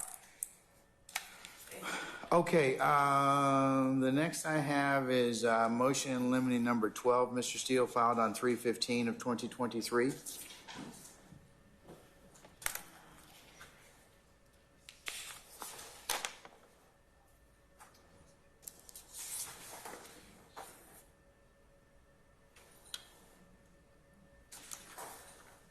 And apparently this involves a incident from April the 14th of 2015 or thereabouts. Yes, sir. You can fill in So, what you need to, sir. yes, sir. So Mr. Williams is taking his first national tour around that time. He's touring with a gentleman named Mr. Travis Scott, and he is in the state of Louisiana. And there is, served in discovery, there is a video which we're objecting to coming in, but there's a video where it says Mr. Williams allegedly saying something in a supposed, and I'm not conceding, it's threatening manner to another gentleman. His name is Dwayne Carter. He is a performer known as Little Wayne.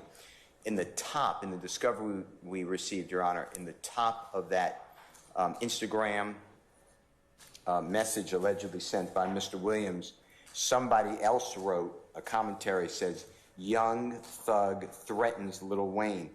I am challenging that that social media post doesn't come in at all, but I am definitely asking this honorable court to order that anybody else who manipulates the social media, unless they could show it was Mr. Williams' words, be removed. And it gives a caption, "Young thug threatens Little Wayne," and then it went on all these billboard sites and other music-related sites. And that's what the state served to me. So I just want it to be struck and not shown to the jury, because that would be hearsay and somebody else's belief on what this video is, and the jurors could come, if they see this video, they could come to their own conclusion. Okay, counsels for the state. Mr. Uhelsky? I just have one thing. Oh, yes, Mr. Steele. I apologize. Also in paragraph 3, I just gave an example on that April 14, 2015 video. Sir. Where Mr. Williams was depicting his upcoming show in Holly Grove, which is one word, HOLOYGROVE, Louisiana. But, Your Honor, can I ask the court to order the prosecution to share with Mr. Williams, and I assume everybody else, with their exhibits and charts, anything that they anticipate that they want to show to the jury? I know we received a lot in discovery, but anything that they want to show the jury to make sure that issues like this don't have to come up, and then I would have to ask the honorable court to consider having the jurors removed, so all of their charts and exhibits to be shown well before trial. Why don't you particularize that? I don't have any issue with it, but add it as a motion in limine so I can go ahead and rule upon it. So that. I did. It's in paragraph 3 of the same motion. I wrote, Mr. Williams also wishes for this honorable court to order the prosecution. I got it. Okay, it's paragraph number 3. All right. So I just wanted to raise that too. Thank you, sir. All right. Yes, Mr. Uhelsky. It's Mr. Uhelsky and Ms. Love, Your Honor. Okay. All right, Ms. Love. Thank you, Judge. As it relates to the Words articulate, well, if it's only the words that Mr. Williams is opposing, and he is not seeking to have the video tossed out or anything like that, we'd make 2 arguments. One, the video itself with the caption, "Young Thug threatens Little Wayne." If there is a rule of completeness argument to be made, it's there. But if the court does not agree with the state's position regarding the rule of completeness, we can take out the words "Young Thug threatens Little Wayne," as they are the caption made by the person posting the video. But the video itself, we definitely intend to seek to introduce as...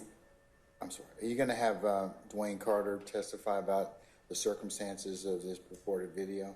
Well, Wayne Carter didn't make the video. I know. Okay. All right. I just asked you that question. So how's it coming in then? Your Honor, it's a video of the defendant that portrays the defendant. It's his own words. It's statements of a party opponent, and it's statements against his own interests. He's threatening Little Wayne. I mean, the caption itself, the words, and I believe that the only thing that they're seeking to have not shown to the jury are the words, the caption. But if, to the extent that they are seeking to suppress or not have shown to the jury the video itself is the defendant in in his own words. I think Mr. Steele is just asking for the words. The words. Is that correct, sir? On this motion, that's right. Yes. So he's just asking for the words. He's not asking you to suppress the rest of the video. Just 1 second, I think that we're okay with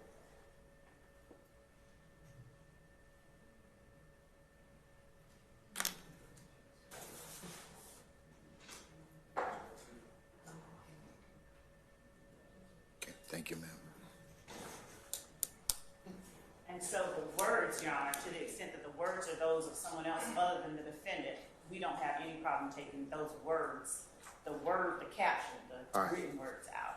I'll order that the caption be, or the video be edited to remove those words in quotation marks, Young Thug threatens Lil Wayne, close quotation marks.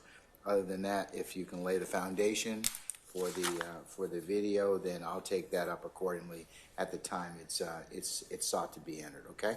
Yes, Your Honor. All right, Mr. Steele? Video and other, I'm sorry, may I speak? I was just gonna say, can you draw an order to that effect? Of course. Okay. And then, that video is challenged in our motion that the Honorable Court said will take up another time concerning lyrics, social media postings, videos, and the like. So I just want you to know it's a different motion, but this motion I appreciate. Does this video appear as part of that particular inquiry? Yes. All right, I'll take that up on a separate basis, Right, okay? I understood that.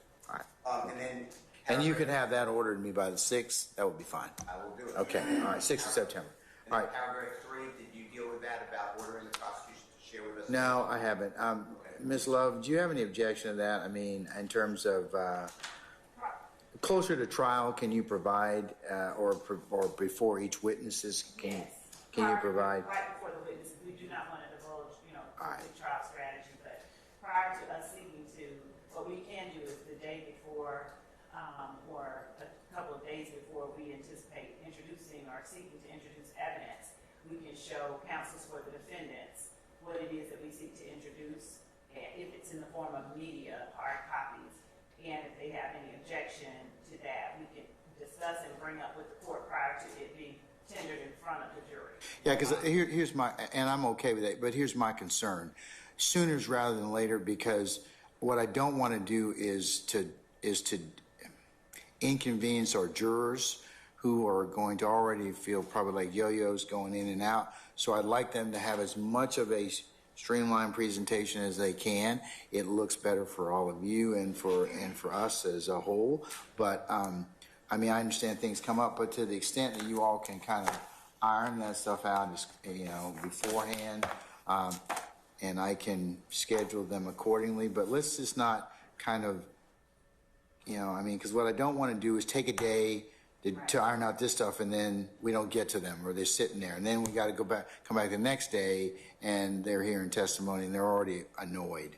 So if you all, to the extent you can provide them as far in advance, certainly within, the couple of 3 days prior to that, and I can take that up if necessary, either at the end of the day or whatever, or before the day comes, and I can plan on that, then that scheduling will be a lot more smoother for everybody. That would be the most optimal circumstance for the state as well, Judge. So we will certainly endeavor to, before we put up anything that we think is objectionable, or simply just show counsels for the defendants what it is that we intend to put up in the next few days. But we're just asking that the court not require the state to reveal a complete trial strategy with a listing of exhibits and ordering all of that. All right. At this stage. Mr. Steele, you can augment that order just to memorialize what I've stated already, okay? Yes, sir. Can I ask the court to consider something a little further on that? Okay. If you give a mouse a cookie. All right, let's see what we got. Let's see what we got. Actually, I haven't eaten a cookie in decades. Your Honor. Your colleagues are like, you poor man, but okay. I give it to them. They like it. But other than that, okay. So, all right. What are you trying to ask me to do, sir? So previously, and please tell me if your position changed, but previously the parties agreed, and I put on the record, that the Friday before, or each Friday they would tell us which witnesses they expect to call the following week. Could the order say that they would also give us, it might have, I asked them to go sooner, but I don't want to go back on my word, their charts and exhibits, so this way, and that's the reason I filed a lot of these motions, so that we don't have to have the jury come in at 10, and then, I'm coming before this honorable court and saying, I need a hearing on this, 3 exhibits for the following reasons, and then you saying, that's great, why didn't you bring this to me earlier? And I say, I didn't know about it till Friday. So, at least by Friday, so we could alert the court that we have motions.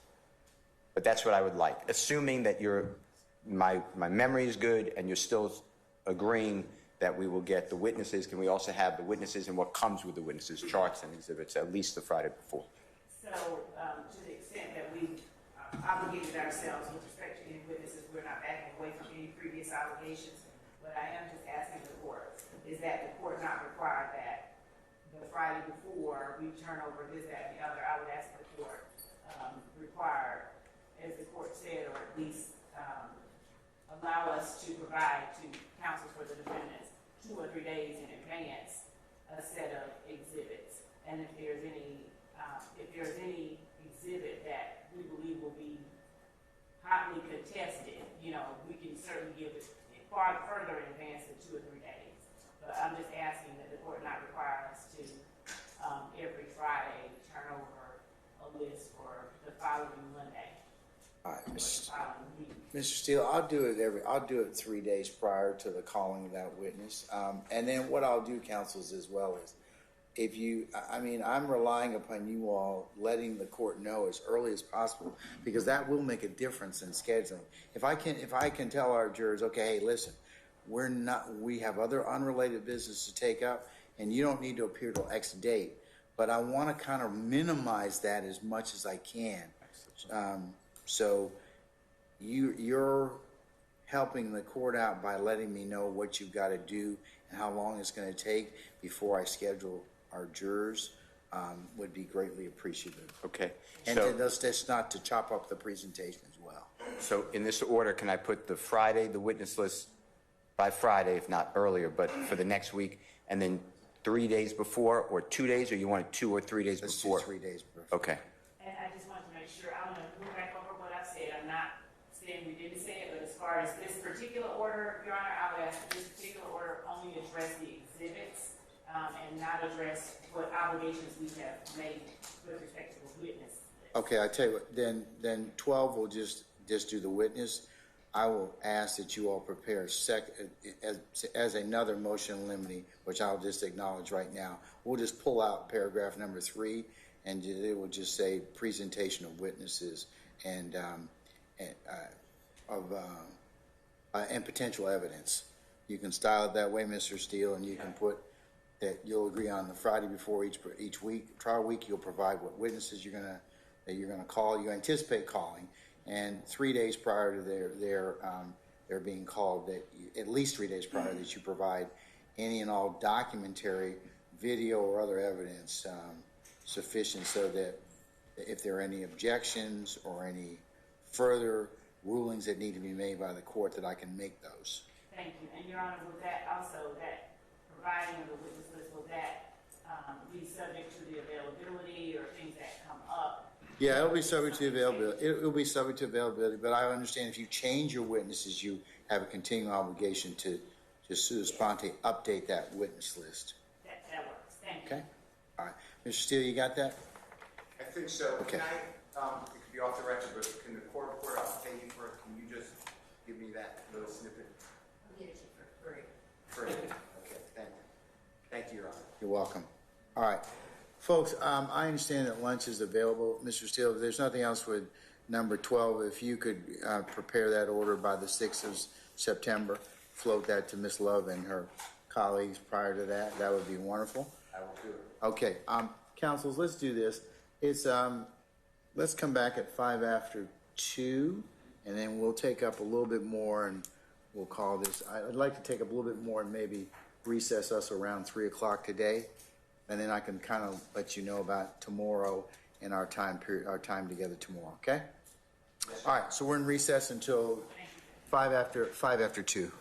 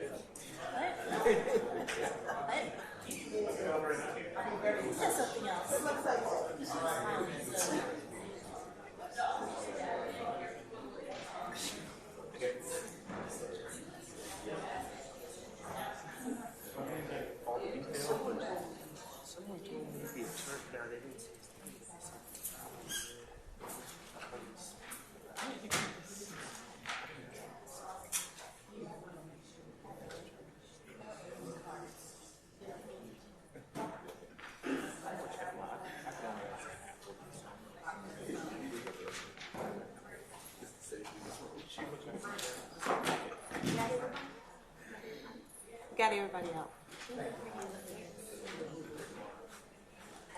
All right, councilors, if we could kind of go ahead and get situated and,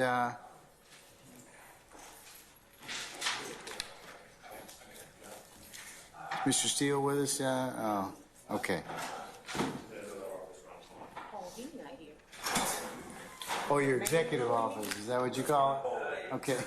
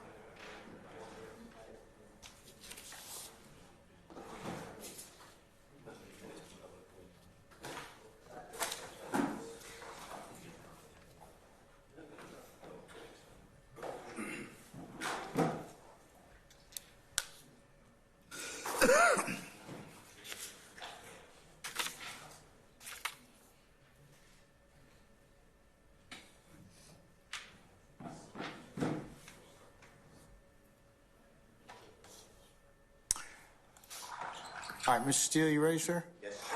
Okay, do we have everybody else? Anybody missing? Okay, all right, looks like we're good.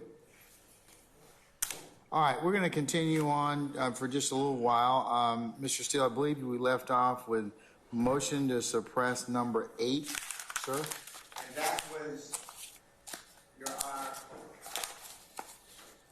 that is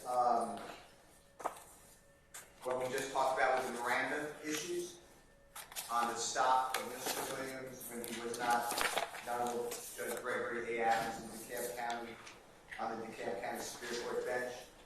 So I think that was covered in the motion limit number 4. You ordered that anything that is interrogation while in custody is suppressed, but the state wanted to then identify what they call spontaneous statements.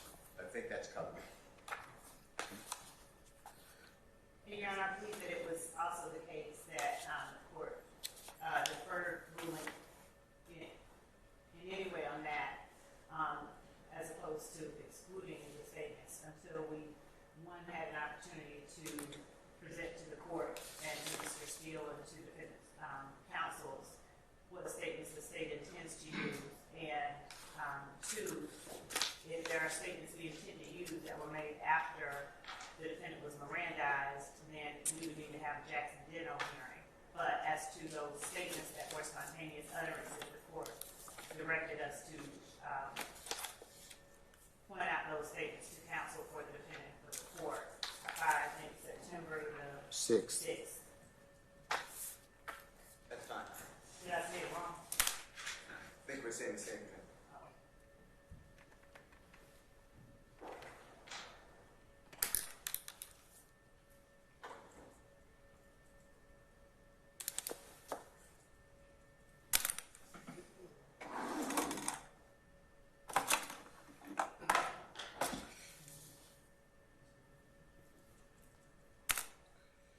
Hey, Wes, you got another red pen down there? You or another red pen?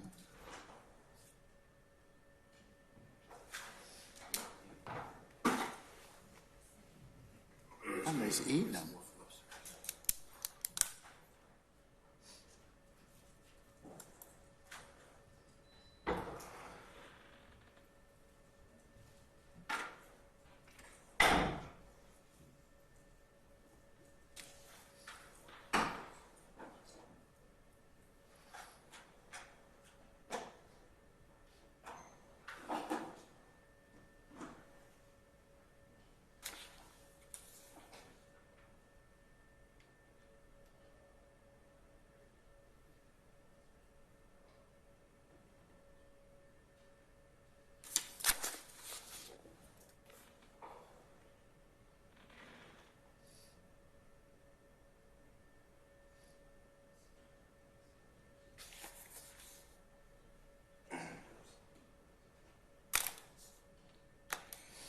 Okay, motion for discovery number 9, Mr. Steele filed on 3/21/23, and just to correct the record, just to update the record, motion to suppress number 8 was filed on 3/20/2023. I will defer that until the 6th of September, until statements are identified, and I'll let you see if you all can work out that. If not, I will be prepared to rule at that time. So, Mr. Steele, continuing on to motion for discovery number 9, sir. Yes, sir. So, Your Honor, paragraph number 2 is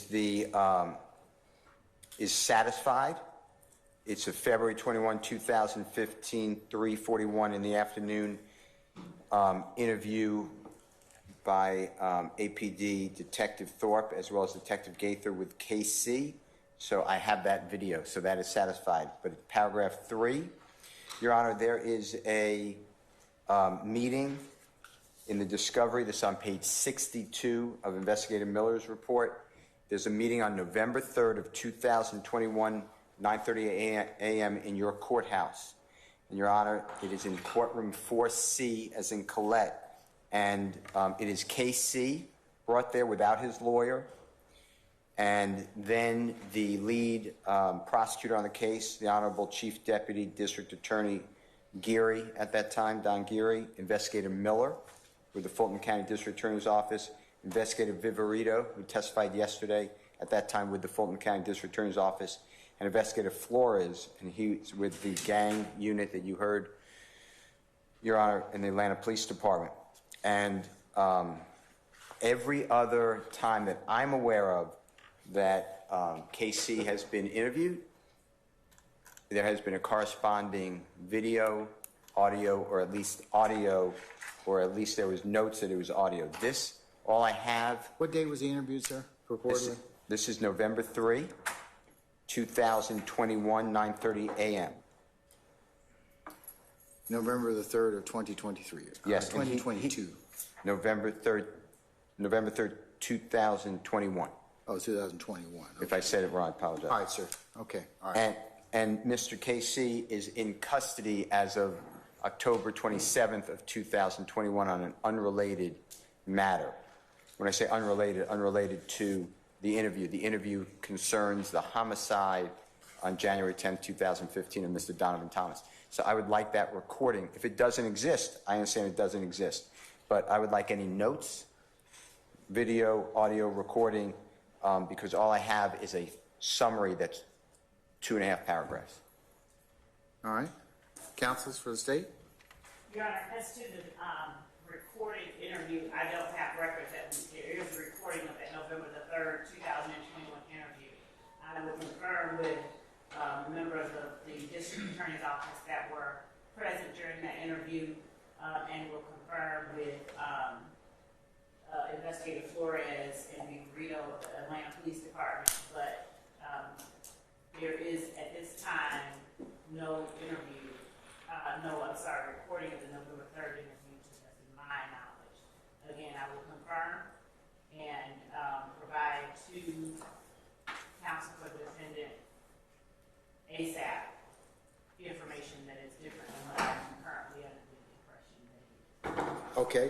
Mr. Steele, if you would prepare a suitable order saying paragraph number 2 of that has been satisfied, I will check on, or I would just make it so that on the 6th of September, between you and Ms. Love, you can tell me if there's anything else we need to cover in regards to number 9.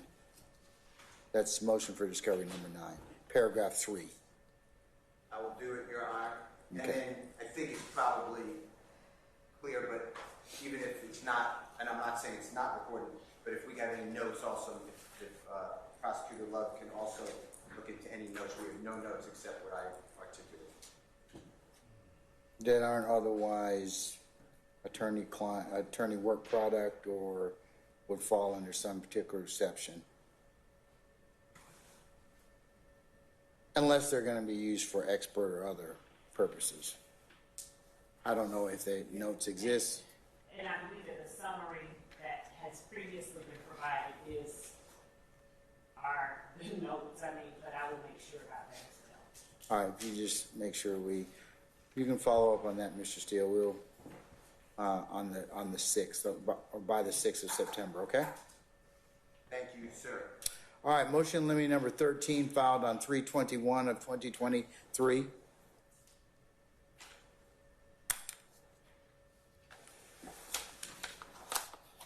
And I want to say that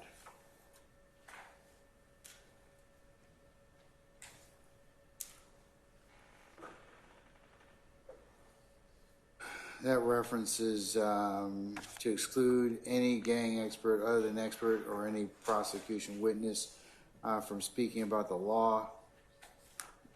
That summarize your motion, sir? Yes, sir. Okay.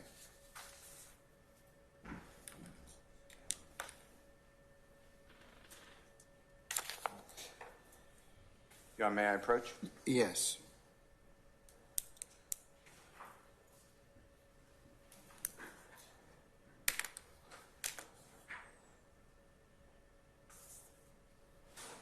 Your Honor, as Mr. Williams cited in paragraph 2 of the motion you just announced, I just handed this honorable court, the Honorable Mr. Kearns, and the Honorable Prosecution, and for everybody else following along on your computer, Lexus, it's Swanson, SWANSON versus State. It's 366 Georgia Appeal 584-884 Southeast 2D1 2023 case. And Your Honor, in the copy of the case I've given this honorable court and the Honorable Mr. Kearns and the Honorable Prosecution on page 5 of 8.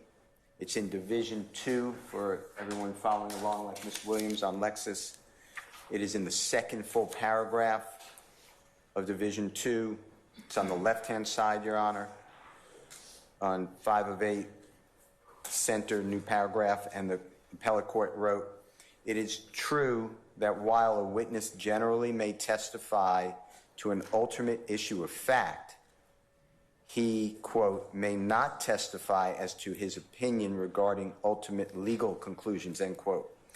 It is not helpful to the trier of fact for witnesses to express their opinions using legal terms or to offer legal conclusions.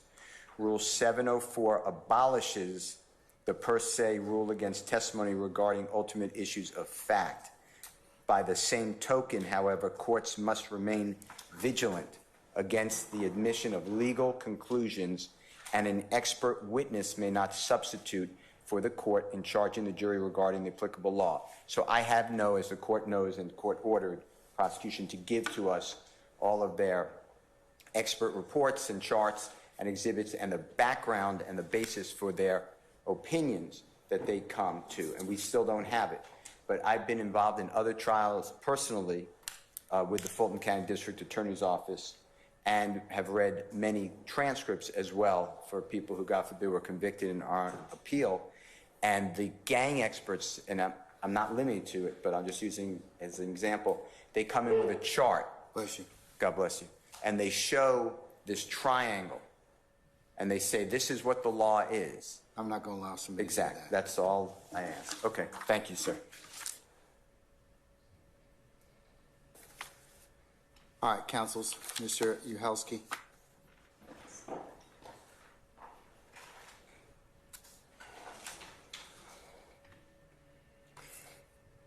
Your Honor, in response to the language of the motion here, Mr. Steele is asking that the gang experts that are going to be properly tendered be prohibited from speaking, quote, about the law. Now, it's a little different from what we were just hearing, and I want to address sort of the more generalized nature of the motion in limine here that is before us. Now, just to begin with, Swanson v. State, that was a DUI case where the expert testified that you don't need to have field sobriety to get a DUI conviction. So that was an ultimate legal conclusion that, it invades the province of the jury. Sure. What about Mr. Steele's specific example about your potential Well, expert? I'm not sure. I'm not looking at the triangle he's referring to, but depending on what, this exhibit or this picture may be, it is kind of a premature request to... I can tell you right now, if you've got any expert that's going to tell any of this finder of fact about the law, that's going to be me and not them, okay? I can do it if properly asked and intimated, but any witness telling us about the law other than me would be error, okay? So however you want them to, you can prep them, tell them that, but they can't present, as Swanson would indicate, legal conclusions or opinions involving legal terms. Your Honor, and as it relates to Let her finish, yeah. As it relates to the iron triangle that Mr. Steele just referred to, we have used that, and our experts do use that. What we have never said and what I've never heard either one of them say ever is this is the law. What they do is they use that diagram as an exhibit, as a demonstrative to explain certain concepts, and that is all that it is used for. I've never ever heard an expert say this is the law. There is a statute that explains what criminal street gang activity is. There is a case, Rodriguez, that explains what it is that gets you to a conviction for criminal street gang activity, what you need to have to show a nexus. But that's charging the jury. That's charging the jury. And the point that I'm making is that when an expert is explaining what they did or how they came to whatever conclusions that they came to, they use that. They use that as a demonstrative aid. What they have never done and what they do not do and what they will not do in this case is say to a jury, this is what the law is. They will be explaining evidence that they have seen, and they will be explaining its connection with whatever it is that has been charged. But that is absolutely not what we do. We do not.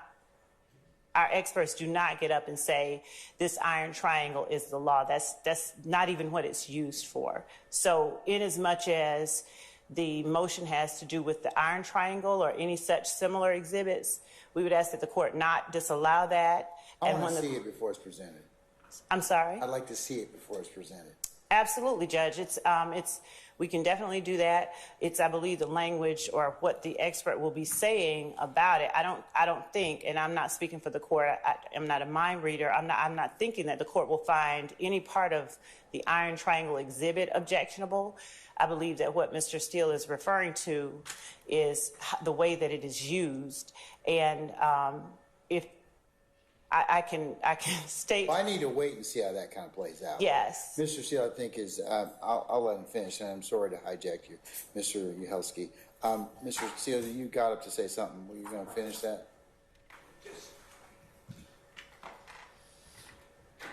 Something is not having any witness discuss the law and what the law means. That's a different issue. I'm just saying, I know exactly what, and I appreciate what Ms. Love said. It is common in Fulton County for all their experts to say, here are the elements of a criminal street gang activity. That's all I'm doing. And I heard what the court said. I sat down, and the jurors do get the law from one expert, this honorable court, and that's it. If you just grant it, if they have a different purpose for it, that's fine. Yeah. And for them to talk about, for the experts to talk about what it is that they are looking for as it relates to the statute. And I'm going to sit down and let Mr. Uhelski take this. But they can't mention the statute. They would have to mention just whatever it is that here's what we look for.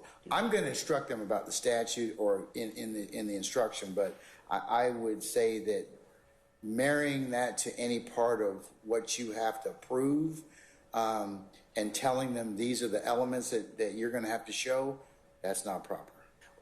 Your Honor, stating facts relating to the case and how those facts, pardon me, how those facts relate to various aspects of the law, not telling them. But I haven't charged a jury yet. I mean, No. I know. I'm not saying. It's your job at that point in time to marry. Remember what I heard? Remember what you heard from witness X or whatever? Remember how he or she told you blank, blank, and blank? Here's where that kind of ties in. You can argue that, or you can present that at that point in time. But Right, and definitely, Your Honor. But I know you know that. But I'm not going to let somebody come in here and tell our jurors anything about any statutes or anything that I have not otherwise authorized. And Your Honor, I'm going to defer now to Mr. Uhelski regarding the way the experts are explaining what they have done, because they are utilizing aspects of the law, and they have to, in their conversation with the jury, they have to tie in what they're looking for, and that comes directly from the statute. It's different, very, very different than telling them what the law is. It's simply saying, this is how this reads, and this is what I'm looking for, and this is what I found. And I'm going to let Mr. Uhelski elaborate on that part of what I just said. Right, Your Honor. So there is, and I think this is an important difference, an expert witness giving opinion testimony that says, here's the law, and it's coming from me. That we agree. That's a familiar proposition. That's an important proposition. Opinion testimony does not and cannot embrace an ultimate legal conclusion. But our argument at this point is, with jury selection still underway, presentation of evidence not yet begun, without Mr. Steele identifying any specific legal conclusions. He doesn't have to do that. That's your burden. He doesn't have to do anything. It's not. I mean, he's just presenting an issue that may be a challenge, and he's just kind of intimating from prior experiences with your office for your witnesses, in his experience, and he's mentioned that to the court. I'm just telling you that based upon, it's going to be very fact specific, but I can tell you, unless, If I may, Your Honor, go ahead, I'm sorry. go back to the DUI context, for instance. You don't have an officer giving expert opinion testimony saying this person was driving under the influence, legally speaking. What they are allowed, though, to testify as to, in their expert opinion, is slurred speech consistent with this, right? Are these, straddling the lane line, et cetera? And maybe even in the child abuse context, you have forensic experts that examine, these alleged victims. And they're not allowed to say the ultimate legal conclusion, which is this child was abused. But what they are allowed to say, and this has an analog in our case, I think, with the gang expertise, they're allowed to say, well, these symptoms, this child's grades started dropping. They started wearing, this and that and the other. This is consistent with, child abuse. They're not drawing a conclusion. They're just making an observation on what's consistent with, based on their training, based on their expertise, what they look for, exactly what Ms. Love had talked about. So I just wanted to draw the court's attention to that. I understand what you're saying, but understand what I'm telling you. Yes, sir. You are not going to tell any expert that's coming in this courtroom that they can marry anything involving statute. They can talk about anything that would be covered under 702, but you need to be very careful about how you present that evidence, because what it is it's argument, and then you're packaging it in the terms of legal conclusion, which I don't want you to do. That's because a jury can weigh the evidence and can decide to not follow certain things, but you run into a very dangerous area when you start telling jurors, okay, here's what you got to be able to prove, and here's how that matches. There's a problem with that. So I'm just kind of warning you at this point in time. Don't do that. Most experts are very savvy with how to present this, but just, without my charging the jury on a particular point of law before that, if that's the case, then I'm going to not allow that. That's understood, Your Honor. I think Okay. Will the court allow us the opportunity to present what we expect a particular person will say, so that we do not fall into the category of our understanding being in any way different than what the court is stating? That would be highly suggested. But if you think it's anywhere if you think it's anywhere going to be close to that, then I would probably suggest you probably have me hear it before they testify to it. But and like I said, I'm going to give you all broad latitude to present your case in the way you see fit. Mr. Steele just brought an issue to the court, just kind of, and consistent with Swanson, I just can't get into N702. There's a lot of things in 702 that experts can testify to, right, but it's the way that I don't think we overlay what we got proof with that. That's the only thing I'm saying. And Your Honor, I can actually provide an example and just sort of highlight the reason that I'm voicing this concern. If in the event that an expert this is a highly hypothetical, purely hypothetical situation, but if an expert is testifying, I'm looking to see whether or not whether or not this activity was done in furtherance of the criminal street gang. So I'm looking for this, I'm looking for this, I'm looking for this. And in this instance, I saw this, this, and this. Those words, in furtherance of, are part of the statute, but he is not telling them what the law is. He is explaining to them what he is looking at and why he's looking at it. He's not saying the statute says it has to be in furtherance of the gang itself. He's saying, I am looking to determine whether or not something is in furtherance of, and what I look for is this, this, this, and this, and what I found was this, this, and this, and so therefore I arrested, I charged, I advised a certain way. But under Swanson, it tells the trial courts that we have to be vigilant against the admission of legal conclusions, and an expert witness may not substitute for the court in charging law regarding to applicable law. So that's why he's raising that right now. Right. I'm telling you that. I mean, I understand what his objection is. I'm just telling you that for this particular case, they need to be instructed on in witness preparation, what they can potentially discuss. And I would agree with you. If you think it's going to be a problem, then, have a pre-admit conversation. We'll take it up at that point. Thank you. But I'm going to follow, consistent with the dictates of Swanson and 702 at this point. Thank you, Your Honor. Okay? All right, anything else? Thank you, Judge. Okay. All right.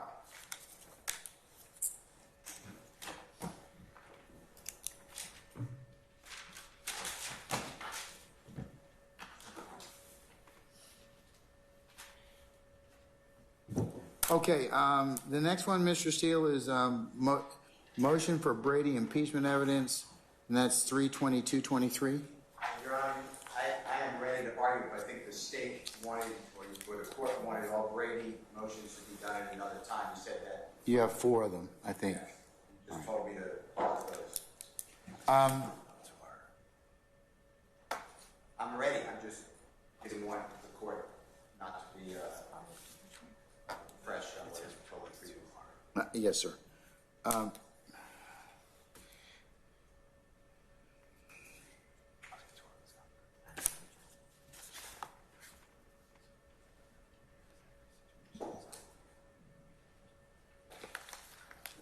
Ms. Love and Ms.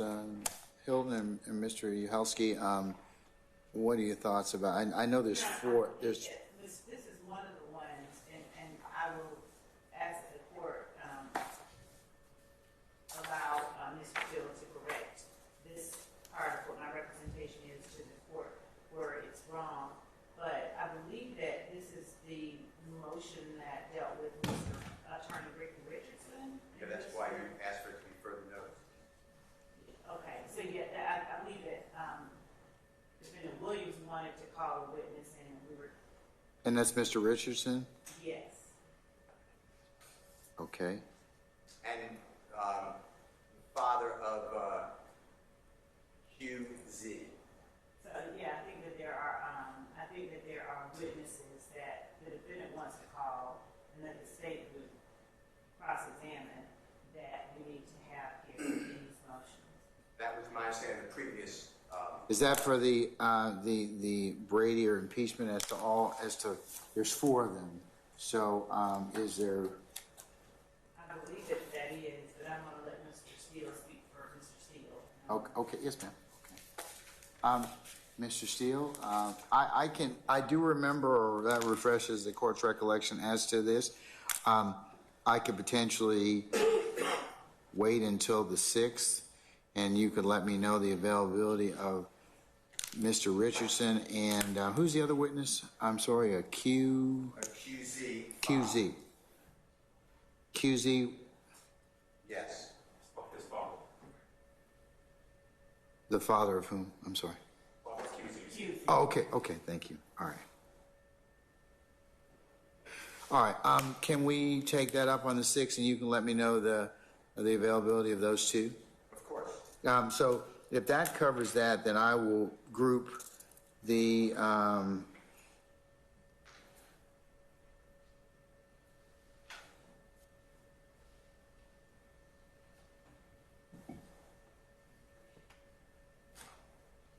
I think there's 4 Brady motions. Is that correct?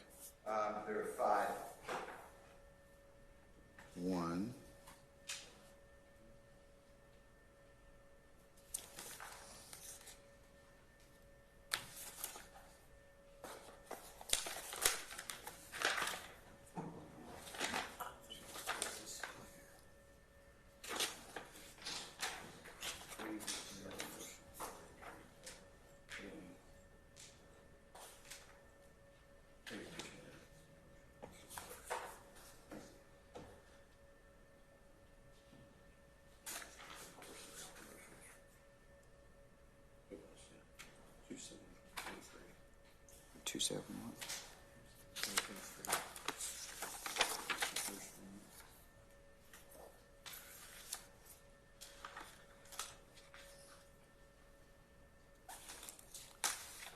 Okay, Mr. Steele, if you're counting your first Brady versus Maryland motion that was filed on 2/7, then you would have 5.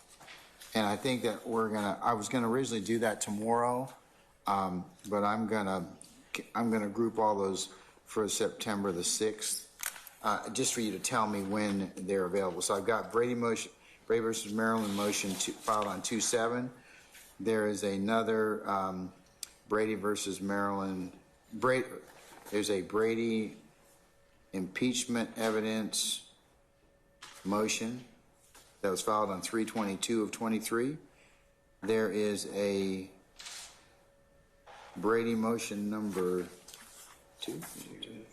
Brady motion number 2 filed on, let me see.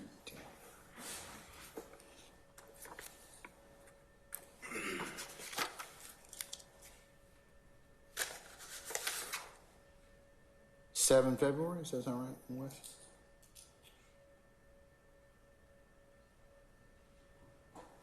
One second, Judge. Okay.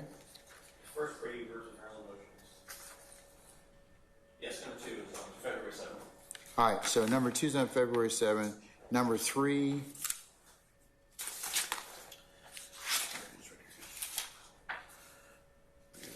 Number 3 was filed on April the 18th of 2023. And Brady number 4.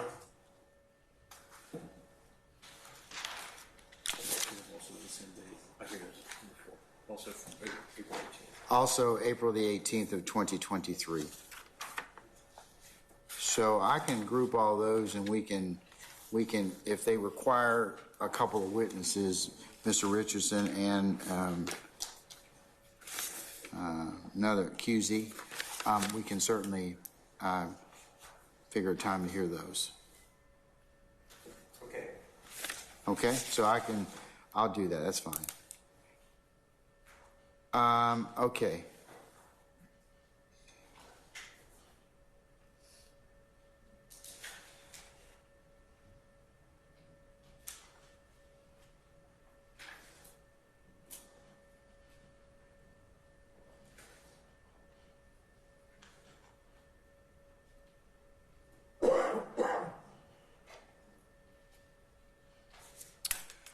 All right, sir, I believe that you have motion for discovery number 11. Did we cover that already? That's true.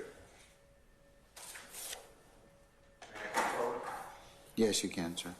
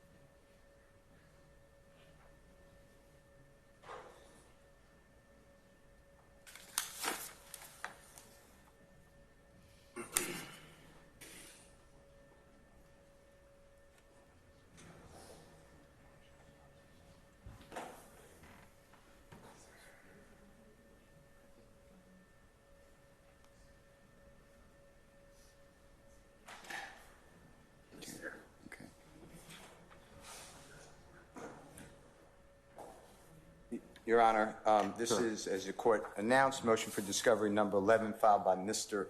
Williams dated March 23, 2023. And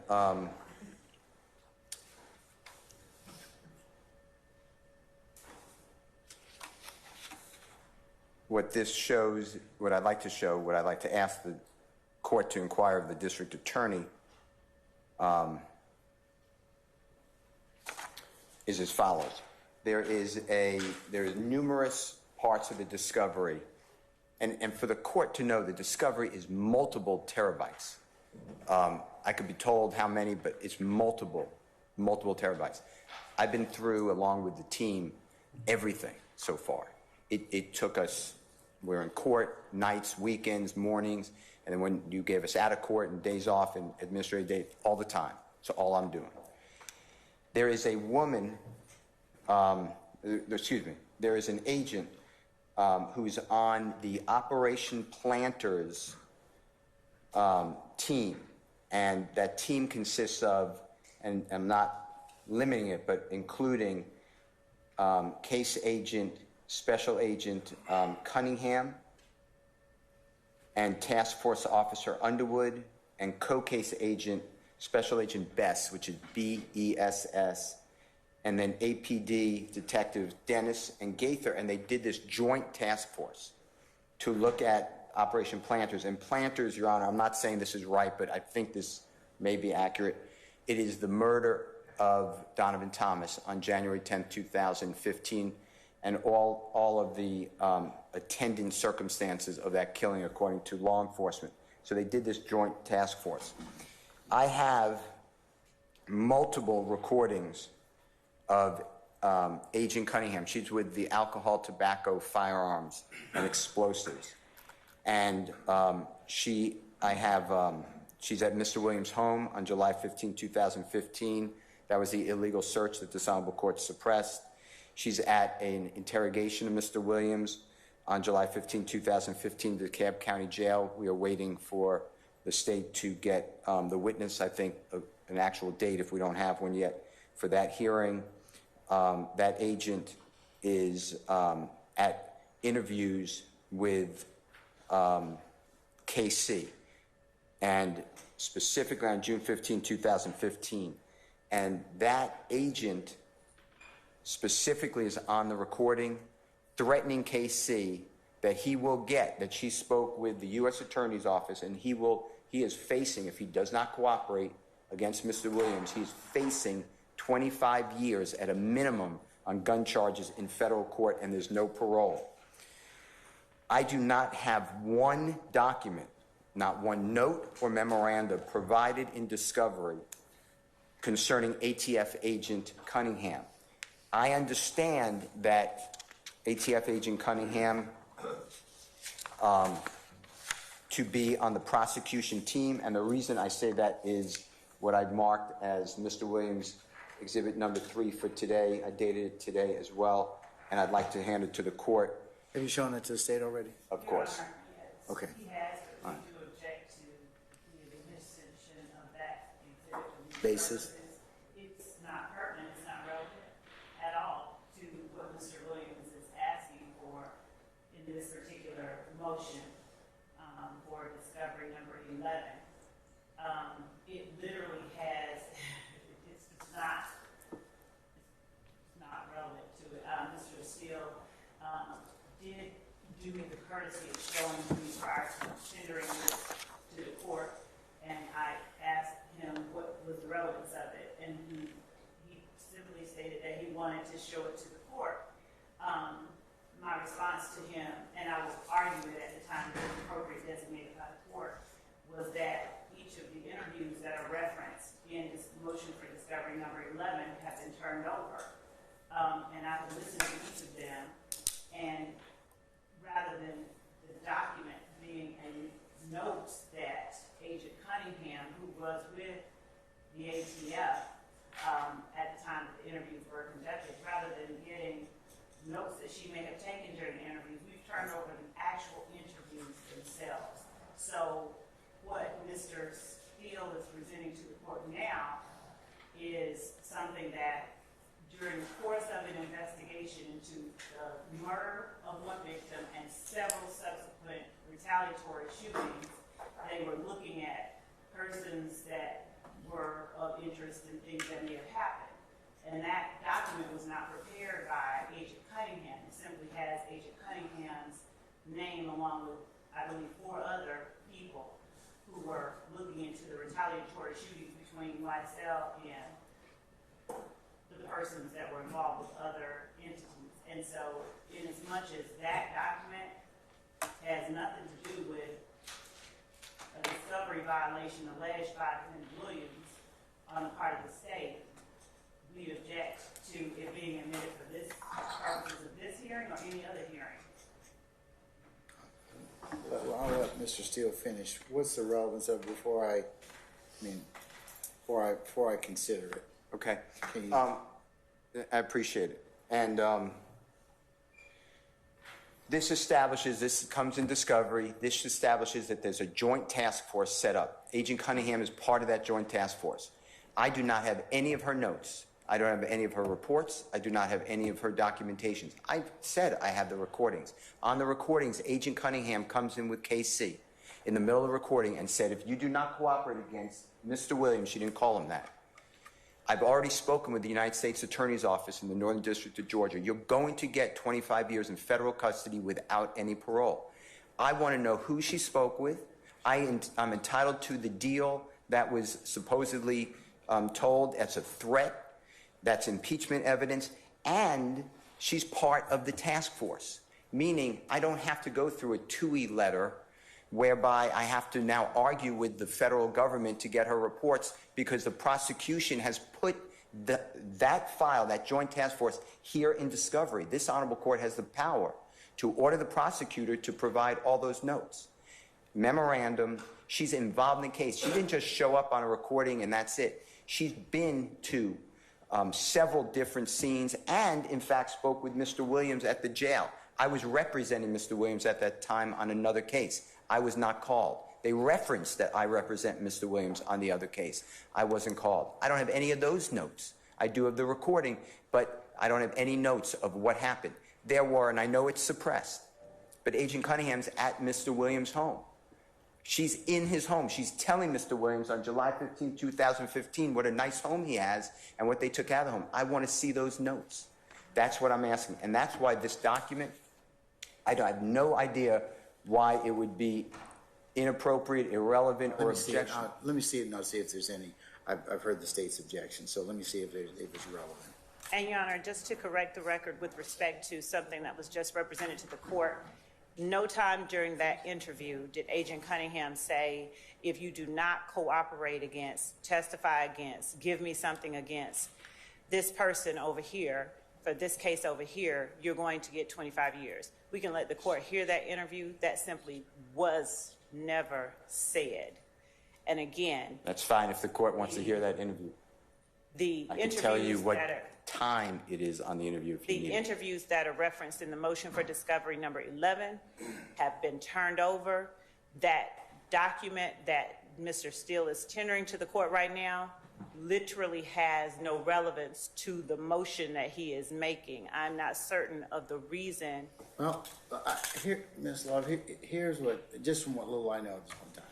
If he's saying that this is an agent that procured information in relationship to this case, and there were discussions that she may have had with either the defendant, Mr. Williams, or any other witnesses, that would go to, he would probably have, with it being his rights, to have those particular interviews, because if you call that witness, bias can always be examined, and any other interest in terms of threats or promises or anything like that. So it's relevant in terms of that. So if there's, arguably, I think it should be turned over. What's this chart supposedly supposed to represent? I mean, I get your ask for the notes, okay? Thank and I'm about there. What's this chart indicate to me, or what's this supposed to show me? So, God forbid there's an And appeal. I'm looking at D3 for purpose of motion. God forbid there's an appeal. I'm going to have to show that Agent Cunningham is part of the prosecution team. The beginning, the part that's highlighted on D3, shows who the prosecution team is by law enforcement standards under Operation Planters. That's why I've asked to admit it. Agent Cunningham is part of that team. I wanted to point something else out to you, Your Honor. Your Honor, the Agent Cunningham was not a part of this office, law enforcement was Well, it's got her investigating. name up there on Her top name, of the, that is a chart that was made in terms of looking at the shootings and the retaliatory shootings that took place between YSL and other parties. What that chart does not in any form state is that Agent Cunningham, who is and was at the time a federal agent, she was not a task force officer as some of the APD officers who were working on that joint task force was. She was at the time, and I believe she still is, a federal agent, and a TUI letter would be required to get what Mr. Steele is asking for. But the point is that we've turned over the interviews, and the if interviews, we call, I'm not interested in interviews, okay? Because you would have to turn those over otherwise. He's asking for the notes and other things that this agent may have. So that's what he's told me the reason he wants those is because they go to bias or motive to misrepresent, among other things. So but I'm still kind of uncertain as to why do I have. Well, I mean, I've heard enough at this point in time.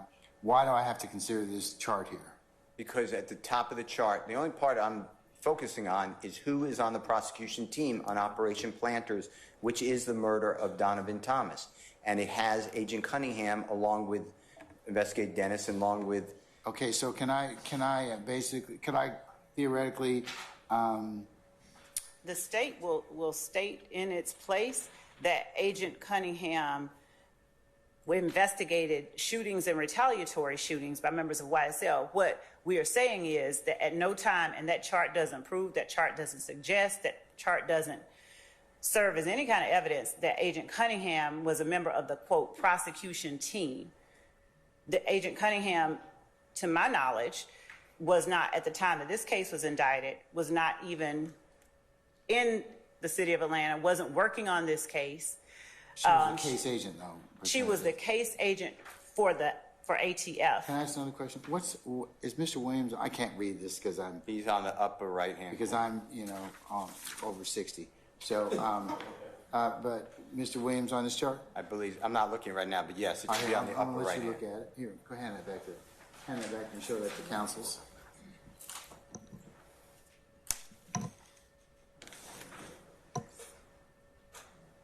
Do you know what the significance is? It's on the upper left hand. All right.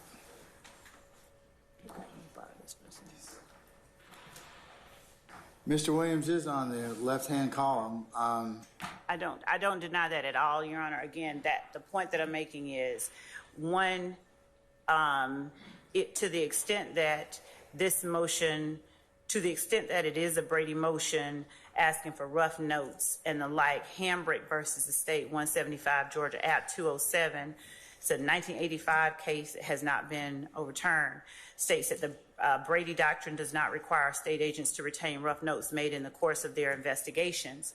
And I believe, because I can't discern any other position that is being taken, that Mr. Steele is asking, and again, that chart has no relevance as it relates to what he is asking for. I think it does. I mean, let me just I'm going to go ahead and rule on that issue. I'm going to admit D3 for purposes of motion. I believe that the chart coupled with Mr. Steele's proffer, it goes to her involvement or purported her being Special Agent Cunningham and any conversations that she may have had with Mr. Williams about hope of benefit, bias, or anything like that. So you're right, Miss Love. She does not have to retain her notes or other things if they exist. Did she do some other type of report? To my knowledge, I don't know, because she's a federal agent and we don't have that. Let's find out. And if she did one, then I can kind of look at it from there. Mr. Steele, you may end up having to ask my federal colleagues for a TUI letter, but to the extent that if this has been provided, you've been provided the interviews in discovery. But the other things, I don't have the jurisdictional ability to give you, short of my federal colleagues kind of doing that. I think that it's relevant, and I think you'd probably have to ask the federal judge to add to. I think some of the things you've indicated to me already would clearly kind of give you some indication of the interviews of of your client and maybe any others for that relevant purpose. And Judge, I just want to point out that for Brady purposes, just reading State versus James 292 Georgia 440, which is a February the 18th of 2013 Georgia Supreme Court case, the Supreme Court said that to prevail on a Brady claim, a defendant is required to show 4 factors. The state, including any part of the prosecution team, possessed evidence favorable to the defendant. And if that is the reason that the assertion is being made that Agent Cunningham is part of the prosecution team, we push back. We push back forcefully on this idea. Is she? I mean, she's not. She was not. Okay. All right. Okay. Go ahead. What else? What was the other factors again? I'm sorry. That the defendant did not possess the favorable evidence and could not obtain it himself with any reasonable diligence, that the state suppressed the favorable evidence, and that a reasonable probability exists that the outcome of the trial would have been different had the evidence been disclosed to the defense. The reason that I'm making the distinction is that it is as difficult for the state of Georgia as it is for any member of the defendant's trial team to obtain from a federal agent federal notes. We are not the same. We do not have any notes. We do not have rough notes. We have what has been turned over. We have turned over all of the information in Atlanta Police Department's possession that they had about any investigation between YSL and rival gang members. What we don't have are rough notes or whatever it is that Mr. Steele is asserting that he is seeking from a federal agent with ATF. Let me ask you another question. At the time that this chart was prepared, was she a member of the prosecution team? No, she's not a member. It's a law enforcement agency who is working with a state law enforcement agency, the Atlanta Police Department, and they are trying to solve 1, homicides, 2, unsolved drive-by shootings, and the like. They're trying to discern what motive was behind it. They're trying to discern who the players are and what impetus anybody would have for doing anything. Okay. So she was not a member of the prosecution team, and we do not have access to. Okay, I get it. I think Mr. Steele's first inquiry is if she's not a member of the prosecution team, Mr. Steele, the state's telling you that, or they're telling you she wasn't. If you've got some other independent basis to ask our federal colleagues for that particular other information, I'm not saying it's not relevant. It probably would. But I don't think that I have the authority to order that at this point in time. So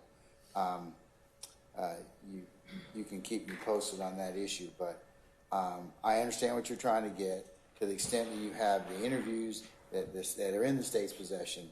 But the other notes or other things, you're going to have to ask one of my federal colleagues for a 2E hearing, okay? I will absolutely do a 2E letter. Your Honor, I'll leave this alone. I heard what the Honorable Court's direction is, but I do want to point out that on Mr. Williams, number 3, dated August 23rd, 2023, that's on your Honorable Court's bench, Operation Planners was to say that Agent Cunningham's not part of the prosecution team. It says that it's an ATF case number 7720-15-0029, which is a joint operation. Detective Gaither, Detective Thorpe, and Detective Dennis have been marked as the lead agents on that part of this case. So for Ms. Love to say, I don't know how she defines prosecution team, but that Agent Cunningham worked with these other agents, and to give me part of discovery, because now in the last download of Discovery 12, I have notes of Detective Dennis. I have notes of Detective Gaither. I have nothing on Agent Cunningham. And to say she's not part of the team seems to be a bridge too far, the way I understand the definition of a prosecution team. Well, that might be something that you may be able to successfully argue to a federal judge if that's the case, or if if you need to have a hearing in that respect, and you can prove to me that she was in fact a member of that task force. It's on that document. Huh? It's on the document, Defendant 3. It says her name, it says the task force, ATF case number. You talking about motion in limine number 3, or? The one right on your, like, balancing on your Honorable Court's bench by your microphone in Defendant's number 3 that's highlighted. Oh, yeah, yes. Okay. It says all the names. And Your Honor, with respect, I can respond to a portion of the argument made by counsel for the defendant just now. I do not Can I define. Can I just finish 1 second? Yes, sir. I wasn't done. Thank you. I apologize, Ms. Love. I wasn't done. Also, this direction of rough notes, I never said the word rough notes. That came from Ms. Love. I'm looking for rough notes. And Brady, I never asked for Brady. Brady is, by law, required, and it's an obligation of the prosecution, and it's an ongoing obligation. I'm saying I have incomplete discovery. That's what I'm saying. I'm saying that to give me things from a recording or multiple recordings and notes from certain officers, but not give me ATF case number 771020-150029 seems to me to be wrong when you bring the case here. This man's liberty, as the court knows, is here. It's in your jurisdiction. And to excise out part of a file that I would like to look at based upon information given to me. And I want you to know something, Your Honor. You know who's not on the witness list? Just look up the word discovery. Agent Cunningham. So it knocked me down.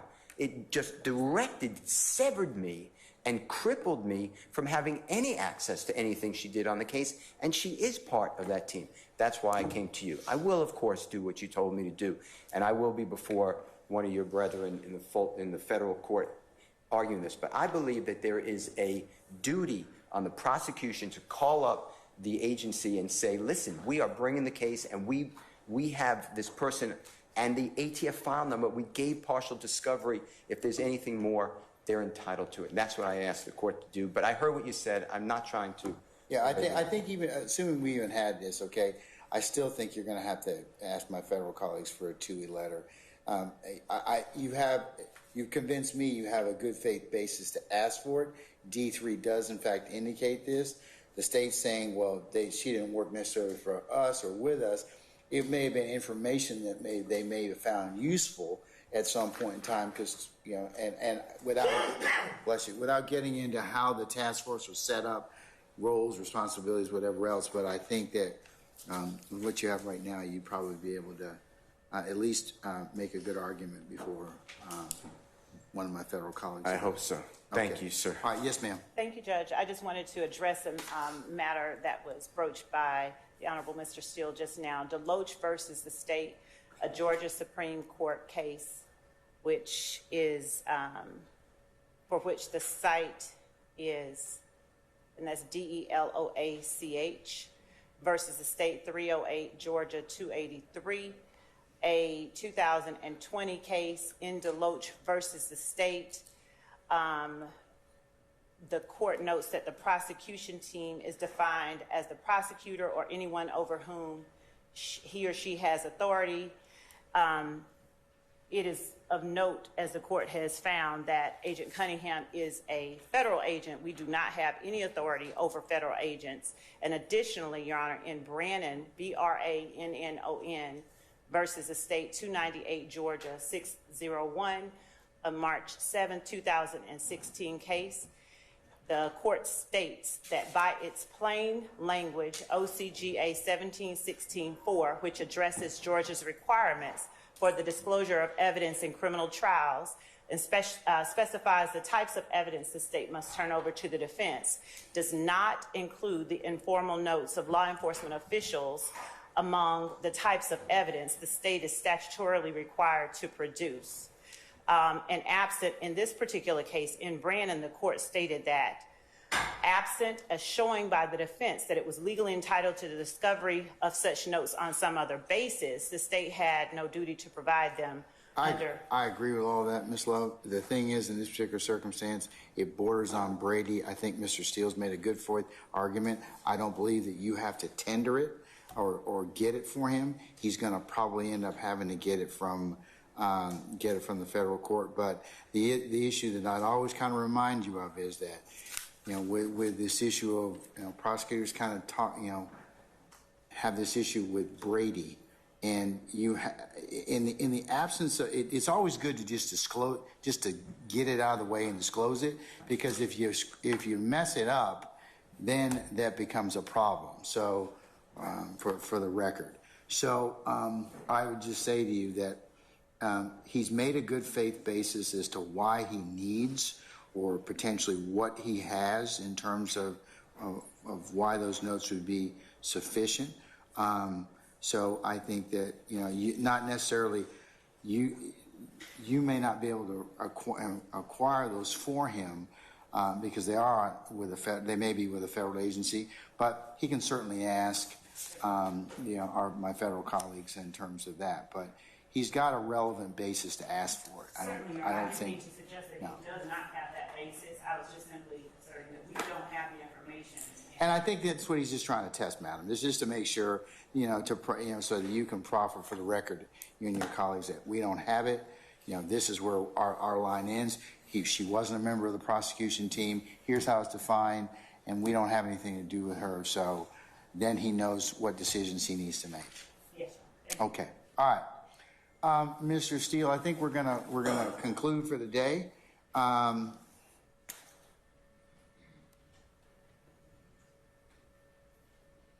I think that we'll start off. My plan tomorrow, the court's plan tomorrow, would be for us to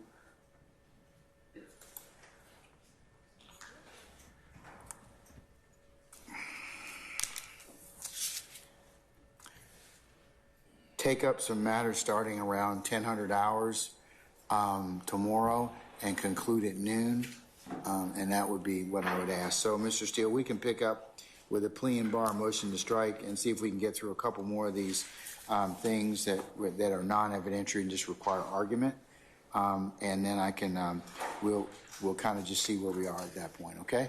Thank you, sir. All right. Okay. All right.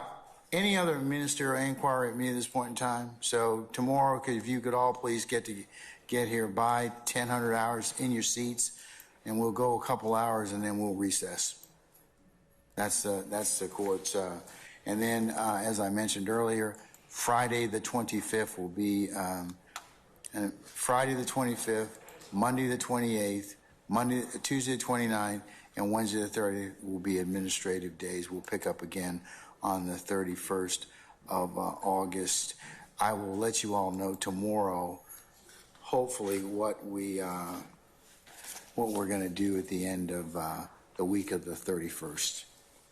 Okay? And tomorrow you said we were going to pick up on what motions from the defendant William Jones? Plea and bar motion to strike on the third page of his chart.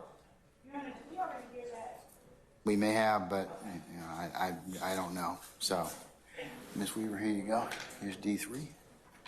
Any other ministerial inquiry me at this point in time, counsels? Not from the state judge. Any individual defendant have any inquiry?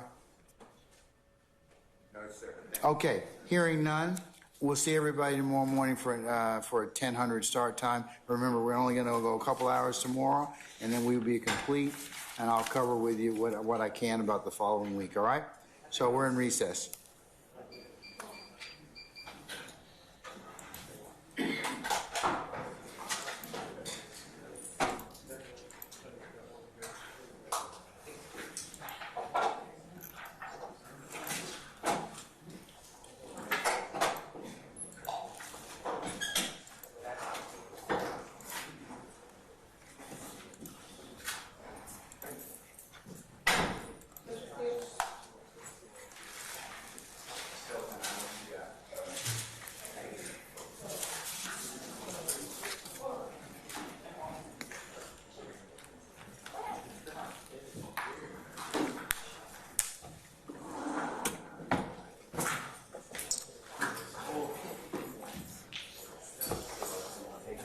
specific